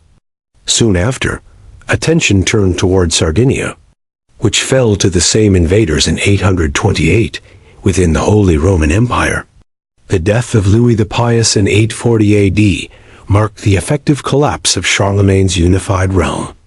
Internal disputes among his heirs intensified, eventually resulting in the empire being divided among three members of the family under the Treaty of Verdun. In the western portion, Charles the Bald, Charlemagne's grandson, was granted the West Frankish kingdom, corresponding to modern-day France. Meanwhile, the East Frankish kingdom was assigned to another grandson, Louis the German, covering territories that would later become Germany. The central region, known as the Middle Kingdom, was given to Lothair, Charlemagne's eldest son, however, situated between the eastern and western kingdoms. This middle territory struggled to survive and quickly lost significance. The Viking threat extended far beyond mainland Europe, as England itself became a frequent target of their raids. In 871, Alfred the Great ascended to the throne of Wessex. Determined to protect his people, to achieve this, he constructed a network of fortified towns known as burhs, designed as defensive strongholds against Viking attacks. He also reformed military tactics and built alliances with other Anglo-Saxon kingdoms. In contrast to their destructive role in Britain, Vikings were welcomed elsewhere, particularly in the lands of Russia. According to tradition, local tribes, weary of internal conflict, invited the Varangians, a group of Viking warriors, to establish order and governance. Thus, Rurik and his brothers arrived in Novgorod, where stability was achieved through their leadership. Rurik was proclaimed king, founding what became the Kievan Rus dynasty, under the command of Oleg, one of Rurik's successors. Expansion continued with the establishment of cities such as Smolensk and Kiev, laying the groundwork for modern Russia back in England. Building upon the alliances formed by his grandfather Alfred, Athelstan rose to power as King of Wessex through diplomacy and cooperation. He unified the Anglo-Saxon kingdoms against Viking threats. As a result of his leadership, he came to be recognized as the first king of a unified England, marking the beginning of a long-standing monarchy. Meanwhile, the East Frankish kingdom faced its own challenges, as the pagan Magyars launched repeated attacks across the region.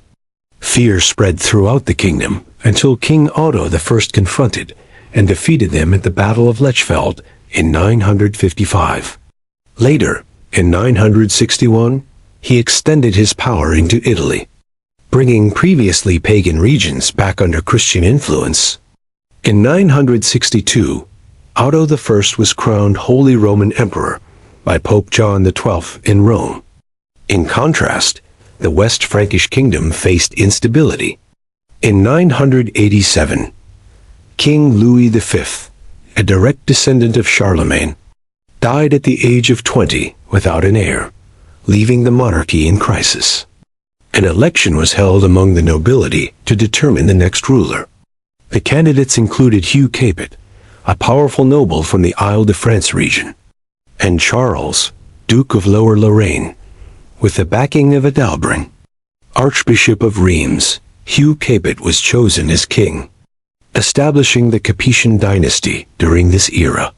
Daily life in Europe was marked by constant fear and uncertainty. Territorial ambition drove civilizations to expand aggressively, often through conflict. As a result, feudalism became the dominant social structure across the continent. At the base of this system were the serfs, who worked the land to sustain society. Above them stood the knights, responsible for providing protection. Next were the nobles, who governed lands and controlled resources. Kings occupied a higher position, granting land to nobles in exchange for loyalty. At the very top stood the Pope, believed to possess divine authority and the power to speak directly to God in the early 11th century. A Norse explorer named Leif Erikson embarked on a journey westward from Greenland.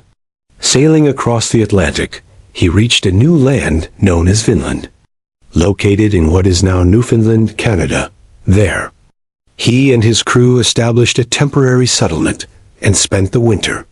They traded with indigenous peoples and explored the region, discovering abundant natural resources such as timber, fish, and wildlife.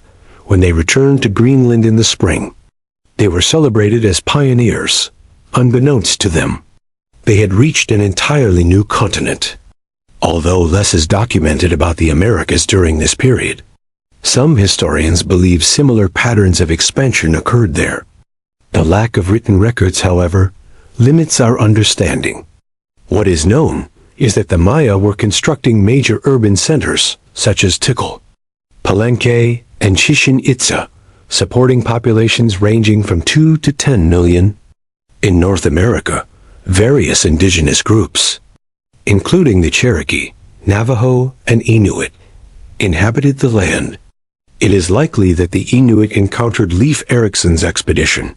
Back in Europe, the Church of the Holy Sepulchre in Jerusalem held immense religious significance. According to Christian belief, it marked the site of Jesus' crucifixion and resurrection. In 1009 AD, however, the Arab Caliph al-Hakim ordered its destruction. This act led to the complete devastation of sacred structures within the city. When news reached Europe, it sparked outrage among Christians. Pope Sergius IV issued a call to arms, urging Christians to reclaim the Holy Land. Before this could occur, however, control of the region shifted again. The Seljuk Turks, a Central Asian Muslim group, began expanding their influence. In 1055, they captured Baghdad, the capital of the Abbasid Caliphate. Initially respectful of the Caliph, they gradually assumed full control. By 1076, they had taken Medina, followed by Mecca, the following year Islam's holiest city. With the Muslim world in a state of transition, Pope Urban II saw an opportunity. At the Council of Clermont in 1095, he called upon Christians to wage a crusade to reclaim Jerusalem. He promised spiritual rewards and forgiveness of sins to those who joined. Inspired by this call, nobles, knights, and peasants alike took up arms. Leaders such as Godfrey of Bouillon, Raymond of Toulouse, Bohemond of Taranto, and Robert of Flanders led armies toward the Holy Land. While the Christian forces were united in purpose, Muslim factions remained divided, weakening their resistance. As a result, the Crusaders captured the county of Edessa in 1098 and Jerusalem in 1099. However, conflict did not end there. In 1144, Muslim forces under Ahmad ad-Din Zenghi besieged Edessa. Poorly defended, the city eventually fell, and much of its population was killed or enslaved. This loss provoked a renewed response from Europe. In 1147, a second crusade was launched to reclaim the territory. However, logistical challenges, shortages of supplies, and internal divisions plagued the campaign. These difficulties culminated in defeat at the Battle of Inab in 1149, where King Louis VII was captured and much of the Crusader army was lost. While these conflicts unfolded, another monumental achievement was taking shape in Southeast Asia. Under King Suryavarman, the second of the Khmer Empire, the temple of Angkor Wat was constructed in honor of the Hindu god Vishnu. Vishnu, regarded as the preserver and protector of the universe, held a central place in Hindu belief. Vishnu is said to possess 10 incarnations, often portrayed with blue skin while holding 4 symbolic objects. As visitors approach Angkor Wat, they are first met by a moat and an impressive gateway, decorated with elaborate carvings of mythological beings and divine figures. Rising ahead, the main temple appears like a towering mountain, its surfaces covered in detailed carvings and reliefs that narrate stories from Hindu mythology as well as the history of the Khmer Empire. Inside, the galleries are adorned with remarkable bas-reliefs, illustrating scenes of warfare, ceremonial rituals, and everyday life in ancient Cambodia. At the very center stands the sanctuary, a grand, pyramid-like structure encircled by smaller temples and open courtyards. This inner sanctuary, regarded as the most sacred area, is richly decorated with finely carved statues and depictions of Hindu deities. Such an architectural achievement stands as a testament to extraordinary human creativity and engineering. Yet, by 1187, events in the Middle East were shifting dramatically. Saladin, the Muslim leader from Egypt, grew increasingly determined to end Christian control over Jerusalem. As a result, a call for a holy war was issued across the Muslim world, with the goal of reclaiming the city. The decisive confrontation took place on an intensely hot day in the hills near the Sea of Galilee. Saladin's army consisted of approximately 20,000 troops. In comparison, the Crusaders, led by King Guy, fielded a smaller force of about 12,000 knights, soldiers, and civilians. Initial skirmishes between the two sides quickly escalated into full-scale battle. Utilizing their superior cavalry, Saladin's forces surrounded the Crusaders, who were unable to break through the encirclement. Exhaustion from heat and dehydration weakened the Crusader forces, leaving them disoriented. Recognizing this vulnerability, the Muslim army launched a decisive assault. Their attack shattered the Crusader lines, capturing numerous knights in the process. Although King Guy and a handful of his men managed to escape, the majority of the Crusader army was destroyed. This defeat dealt a devastating blow to Christian forces in the region and cleared the path for Saladin to reclaim Jerusalem. However, the Christians were not prepared to concede defeat. What followed was yet another crusade. This time, three of the most powerful rulers in Europe, Emperor Frederick, the first of the Holy Roman Empire, King Richard I of England, and King Philip II of France, mobilized their armies in an attempt to retake Jerusalem. Despite their combined strength, the city remained firmly under Saladin's control. As a result, the Third Crusade ended in failure. Meanwhile, far to the east, the story of Genghis Khan was unfolding. Born to a mother who had been kidnapped and forced into marriage, his origins were marked by hardship. Legend even claims he entered the world clutching a blood clot in his hand. Before reaching the age of 10, his father was murdered by a rival clan. Soon after, his own clan abandoned him. His mother and his siblings defend for themselves. Despite these hardships, he began forming alliances with other tribes across the Mongolian steppes. By 1206, he had unified these tribes, bringing together a population of roughly 1 million people. In many ways, his rule was progressive for the time. Practices such as kidnapping and selling women were outlawed. Enslavement among Mongols was prohibited, and religious freedom was permitted.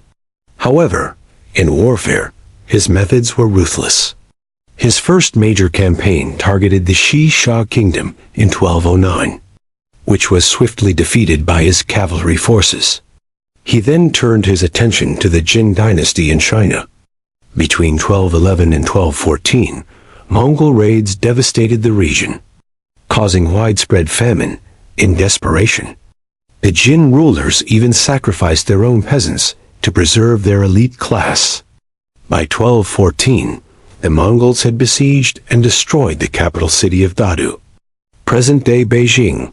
Meanwhile, in England during the early 13th century, King John faced mounting pressure from his barons, who demanded greater rights and protections. Negotiations were held, resulting in the creation of the Magna Carta. This landmark document established fundamental rights that even the king could not override. Among these were the right to a fair trial, protection under due process, and safeguards against unlawful imprisonment. It also introduced the principle of habeas corpus, requiring authorities to justify the detention of individuals in court.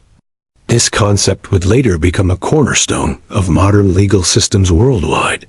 In 1217, another crusade was launched, led by King Andrew II of Hungary and Duke Leopold VI of Austria, with the aim of capturing Jerusalem. Although the Crusaders successfully seized the city of Damietta in 1219, they were unable to advance further into Egypt. After suffering numerous setbacks, including capture and imprisonment, Christian forces eventually abandoned their campaign. A treaty was agreed upon, allowing their safe withdrawal, though their objective remained unfulfilled. Meanwhile, Genghis Khan continued his conquests.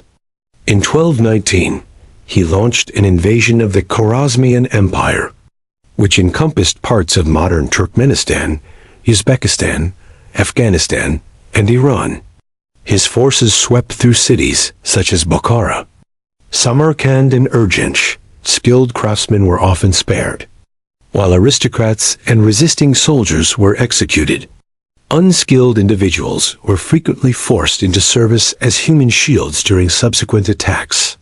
The total number of casualties remains uncertain, as the Mongols intentionally cultivated a reputation for brutality to instill fear.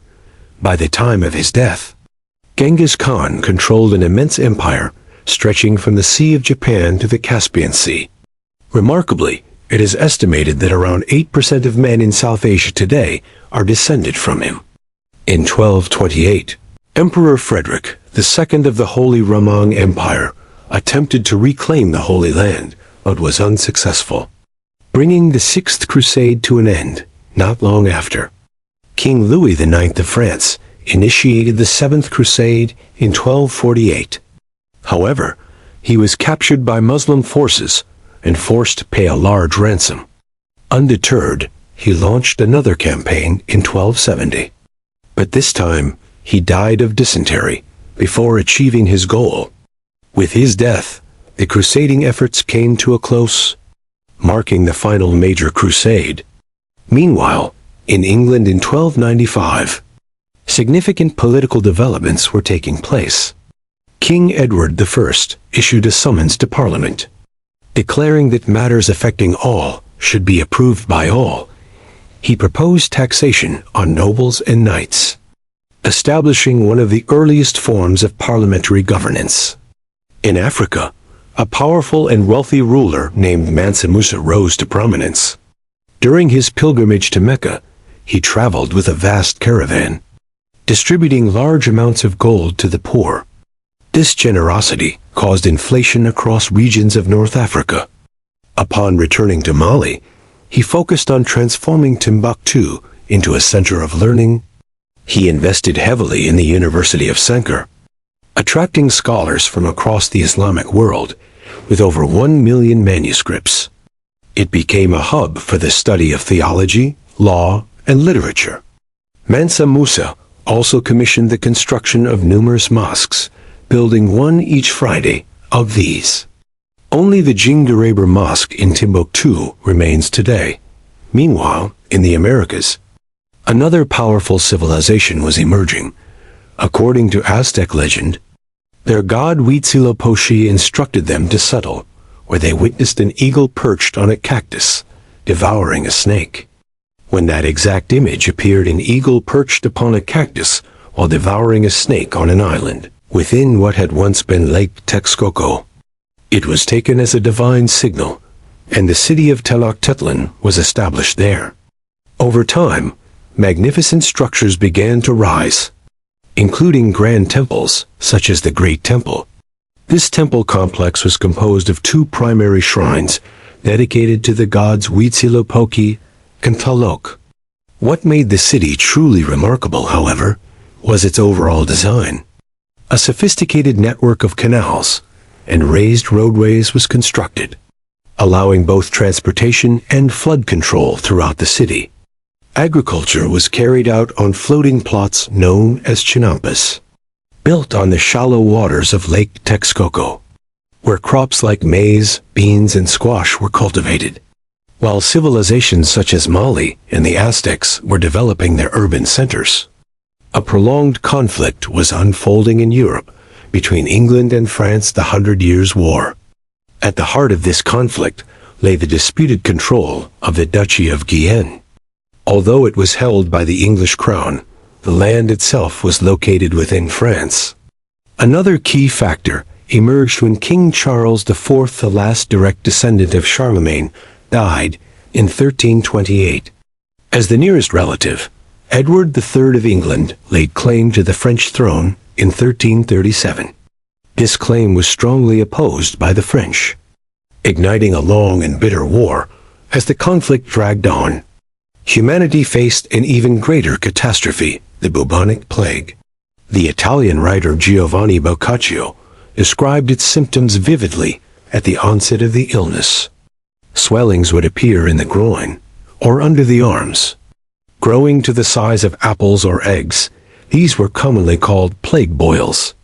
It is widely believed that the disease spread through rats carried on ships and along trade routes such as the Silk Road. Regardless of its origin, the consequences were devastating, with an estimated 75 to 200 million deaths. As populations declined, especially among the lower classes, landowners were forced to grant farmers a greater share of their produce, leading to improved rights for workers. Meanwhile, in China, the Mongol-led Yuan dynasty faced rebellion. A movement known as the Red Turbans rose against Mongol rule, led by Zhu Yanzhang, a man of humble origins. Through determination and leadership, he gained support and eventually became the head of the rebellion. In 1368, Zhu proclaimed himself emperor, founding the Ming dynasty and ushering in a new era for China. Elsewhere in Europe, a young peasant girl named Joan of Arc emerged as an unlikely military leader at just 16 years old. She traveled to meet Charles VII and requested permission to lead the French army against the English. Initially dismissed, her determination eventually earned her the trust of French commanders. Her first major success came in 1429 at the Siege of Orleans, where she led bold attacks that lifted the siege. This victory revitalized French morale and shifted the momentum of the war. In the months that followed, further successes were achieved, including victory at the Battle of Patay. However, her growing influence made her enemies. In 1430, she was captured and put on trial for heresy and witchcraft during a harsh and prolonged trial. She was accused of crimes such as wearing male clothing and claiming divine visions. Despite the accusations, she remained firm in her beliefs. Ultimately, she was found guilty and sentenced to death. At the age of 19, on May 30th, 1431, she was executed by burning at the stake. 2 decades later, the war reached its conclusion. At the Battle of Castellon, a French army led by Charles VII defeated the English, ending their territorial ambitions in France. Meanwhile, the Byzantine Empire, centered in Constantinople, was in decline. Years of warfare, political instability, and economic challenges had weakened it significantly. In contrast, the Ottoman Empire, under Sultan Mehmed II, was rapidly gaining strength. Seeing an opportunity, Mehmed set his sights on Constantinople. In 1453, he led an army of 80,000 soldiers, including elite janissaries and powerful artillery, to besiege the city. The Byzantine defenders, commanded by Emperor Constantine XI, were vastly outnumbered. For nearly 2 months, Ottoman cannons bombarded the city's walls. Despite their efforts, the defenders struggled to hold their ground. On May 29, 1453, the Ottomans launched a final assault. Using siege towers, they breached the city's defenses and gained entry. Though resistance was fierce, the defenders were overwhelmed. Constantinople fell, marking the end of the Byzantine Empire. With this event, the legacy of ancient Rome effectively came to an end. and a new era of Ottoman dominance began. While this shift occurred in Europe, Russia was undergoing its own transformation. At the time, Russian lands were under Mongol control, required to pay tribute. In 1472, however, Ivan III refused to continue these payments. Over the following years, he strengthened his military and expelled Mongol forces from Russian territories. By 1480, a final standoff ended with Mongol withdrawal, marking the rise of an independent Russia and the decline of Mongol power. Then, in 1492, Christopher Columbus set sail in search of a route to India. Instead, he arrived in the Bahamas, naming the island San Salvador. There, he encountered the Lucayan people, who welcomed him and provided assistance. Meanwhile, Europe entered a cultural renaissance. In 1503, Leonardo da Vinci completed the Mona Lisa, a masterpiece praised for its mysterious expression. As biographer Walter Isaacson described, its subtle smile reflects both artistic mastery and scientific understanding. In 1504, Michelangelo sculpted the statue of David, revealing beauty from raw marble. He once remarked that the figure already existed within the stone. He simply removed what surrounded it. Soon after, he painted the ceiling of the Sistine Chapel, creating one of history's most celebrated works of art. In political thought, Niccolò Machiavelli's The Prince offered insight into power and leadership. He argued that it is safer for a ruler to be feared than loved, as fear ensures obedience while love can easily fade. This idea reflects a deeper truth about human nature. Consider the life of a farmer working endlessly while giving a portion of their harvest to a lord. Why not rebel? Because fear of chaos and external threats keeps them obedient without authority. Invasions and destruction could follow. Thus, people accept control in exchange for protection. However, not everyone accepted existing systems. Martin Luther challenged the authority of the Catholic Church. At the time, indulgences were sold as a way to reduce punishment after death. Luther viewed this as corruption, believing that faith, not money, should determine salvation. In response, he wrote his 95 Theses, criticizing the Church and calling for reform. On October 31, 1517, he publicly displayed these arguments on the door of the Castle Church in Wittenberg. This act sparked widespread debate across Europe. Some supported his ideas, while others condemned him as a heretic. From this moment, a new movement began, the Protestant Reformation. In 1519, the shores of the Aztec Empire were reached by Spanish conquistadors, led by Hernan Cortes. Upon their arrival, the Spaniards were welcomed by the Aztecs, who presented them with lavish gifts of gold and silver, believing them to be messengers of the god Quetzalcoatl. However, these initial impressions soon proved false, as Cortes revealed his true objective to conquer the Aztec Empire and claim its wealth for Spain. Over the following years, a brutal series of battles unfolded between the Spanish forces and the Aztecs. The Spaniards held key advantages, including advanced weaponry such as firearms and cannons, as well as support from indigenous groups who opposed Aztec rule. Despite being heavily outnumbered, Cortes and his men steadily gained ground. Eventually, they laid siege to Tenochtitlan, the Aztec capital. After months of relentless fighting, the city fell in 1521, bringing an end to the Aztec Empire. Following a similar approach, Francisco Pizarro led an expedition that conquered the Incan Empire in present-day Peru. Although warfare played a major role, disease proved even more devastating. Having developed immunity to illnesses like smallpox and the bubonic plague, Europeans unintentionally spread these diseases to indigenous populations, causing massive loss of life over time. Meanwhile, under the rule of Suleiman the Magnificent, the Ottoman Empire reached extraordinary heights of power and influence. As a skilled military leader and strategist, Suleiman led numerous successful campaigns that expanded the empire's territory, like many rulers before him. His ambition was to extend his dominion as far as possible. By the end of his reign, the Ottoman Empire stretched from southeastern Europe to the Arabian deserts, and from the Mediterranean coast to the plains of Persia. His conquests included major cities such as Belgrade and Budapest in Europe, Jerusalem and Mecca in the Middle East, and Tabriz and Baghdad in Persia. The Ottomans also established dominance over the Mediterranean Sea, controlling key North African cities like Algiers and Tunisia. Despite such power, even great rulers were not immune to personal struggles.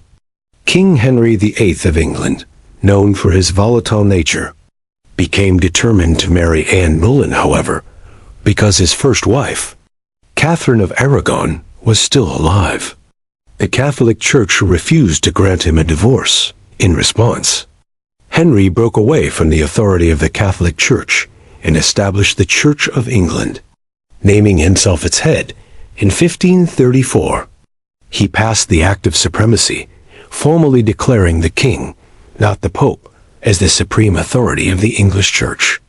This decision led to his excommunication and created a lasting division between the Catholic Church and the Church of England. At the same time, Ivan IV, later known as Ivan the Terrible, ruled over Russia. During the early part of his reign, he achieved notable successes, expanding Russian territory through military campaigns and overseeing the construction of grand projects such as St. Basil's Cathedral. However, as time passed, his behavior became increasingly erratic and paranoid, suspecting threats to his power. He initiated brutal purges and executions. His temper grew volatile, and even close advisors were not spared from his wrath. The death of his wife Anastasia in 1560 deeply affected him, contributing to a psychological decline. In the years that followed, he unleashed a campaign of terror known as the Okrutnina, which resulted in widespread violence and destruction across Russia. Meanwhile, England entered a period of cultural flourishing known as the Renaissance. Under Queen Elizabeth I, literature and theater thrived. Playwrights produced works rich in language and meaning, often drawing inspiration from historical figures.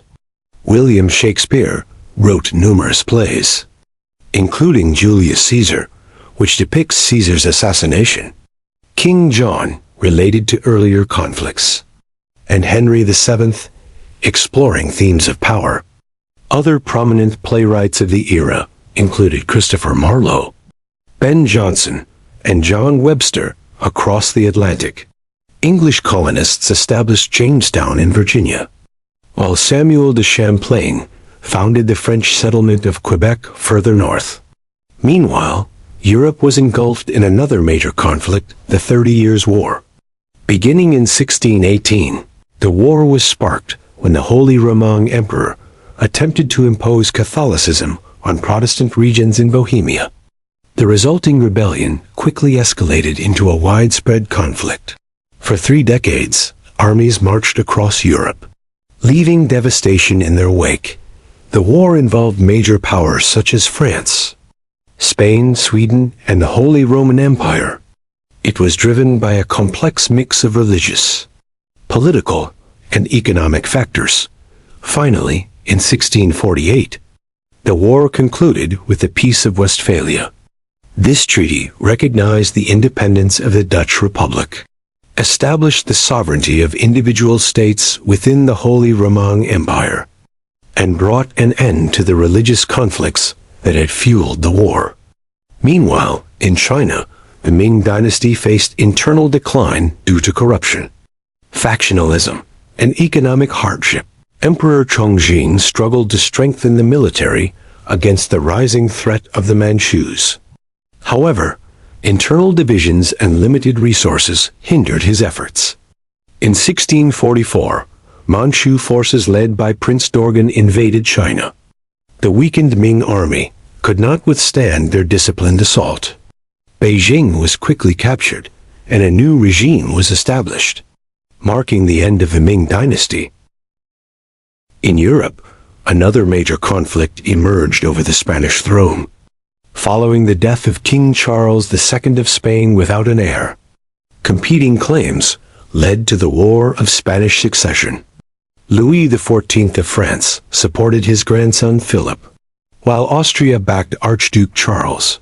The conflict drew in multiple European powers, forming opposing alliances.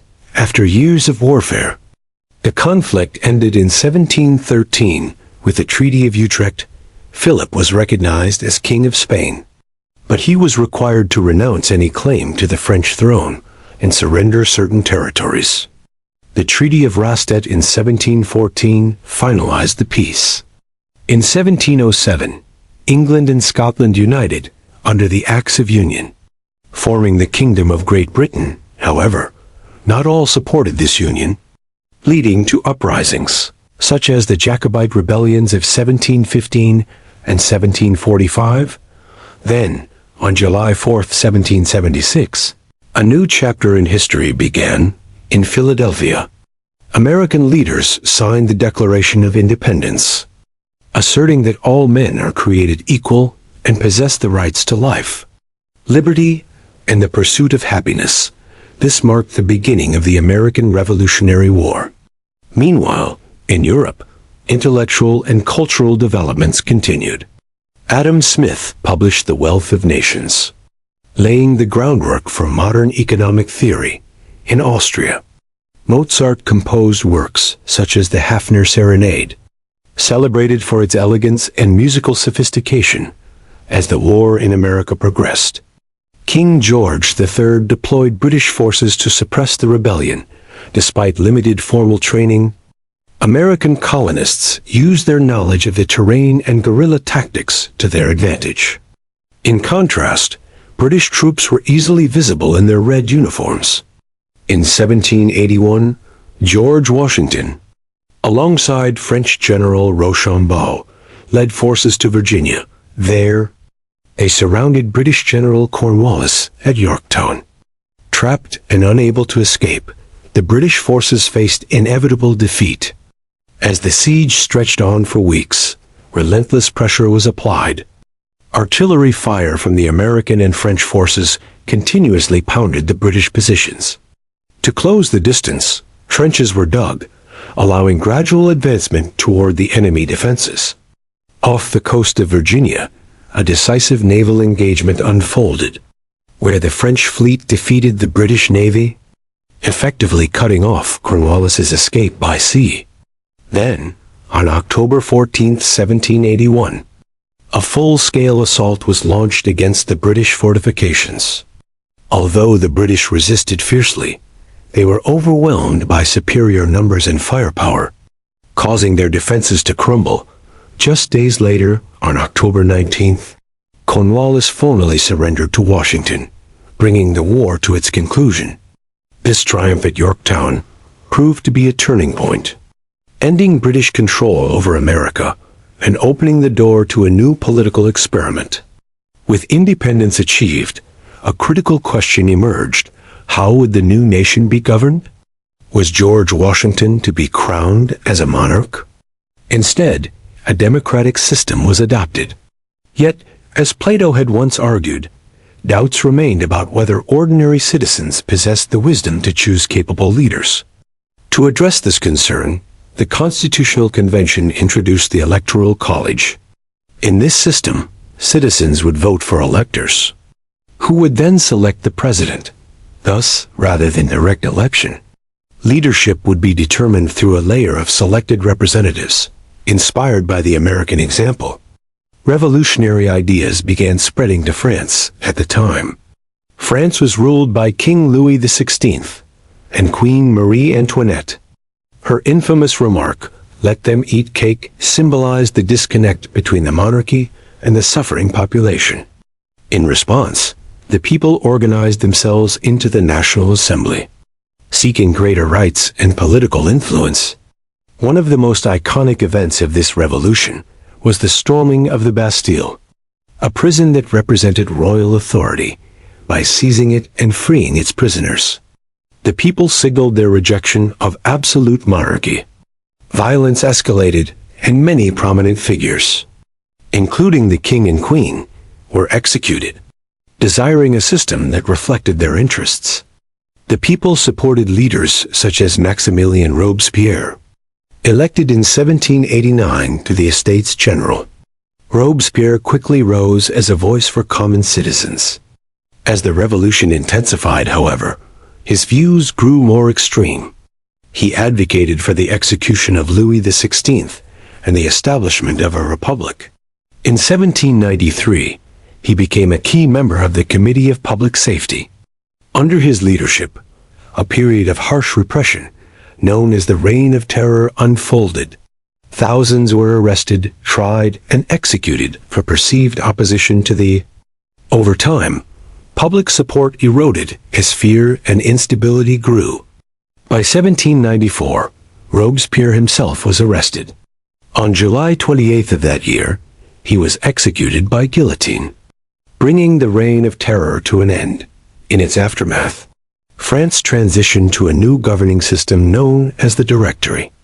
This structure consisted of a 5-member executive council selected by a legislative body. Its purpose was to stabilize the nation and balance competing political interests. However, the Directory proved ineffective. Amid this instability, Napoleon Bonaparte seized power. With ambition driving him forward, he embarked on campaigns across Europe. In 1805, at the Battle of Austerlitz, he defeated a combined Austrian and Russian army, cementing his reputation.